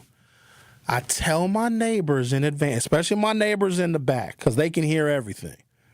I go around the corner and I say, "Hey, Derek, hey, man, I'm gonna have a few friends over tonight." I tell them good and early in the day. Say, "Hey, man, I'm gonna have a few friends over tonight. If we get too loud or get a little too, rambunctious now, please let me know. You ain't got to call the police." He said, "Sherwin, y'all can kick it all you want to." He said, "Is y'all barbecuing?" So, "Yeah, we going to barbecue. You bring me a plate." Done. And they let me party all night long. Whereas opposed to if that was a white family, well, then we're just going to call 911 because I don't want to hear this noise after 7 p.m. But the other article that I had said that in order for black communities to increase in value, black people have to move out and they have to be gentrified, which is awful. That is an awful, awful thing. There was a statistic or a number, I guess, that the Joe Biden administration came out with.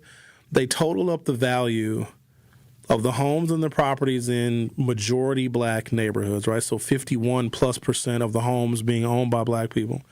And they said just the presence of African Americans in those neighborhoods devalues the property. Now, remember, the properties they're owned and they're nice and they're well kept. These are home owners now. In black neighborhoods where 51 or more % of the properties are owned by black people, those properties are undervalued by $150 billion, meaning if those same houses were moved into majority white areas and zip codes, the owners of those properties would have $150 billion more in equity. So reparations would actually start there.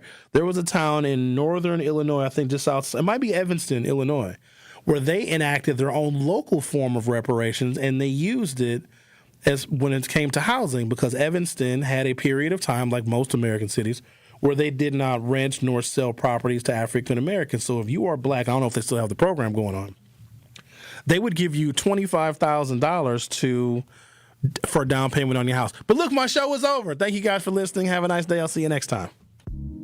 Join me every Friday at 11 a.m. for the Milwaukee Experience with Sherwin Hughes, presented by Visit Milwaukee. We're a city that knows how to celebrate, where the calendar is packed with festivals, the plates are piled high with flavor, and a lakefront sunrise sets the stage. Here in Milwaukee, every street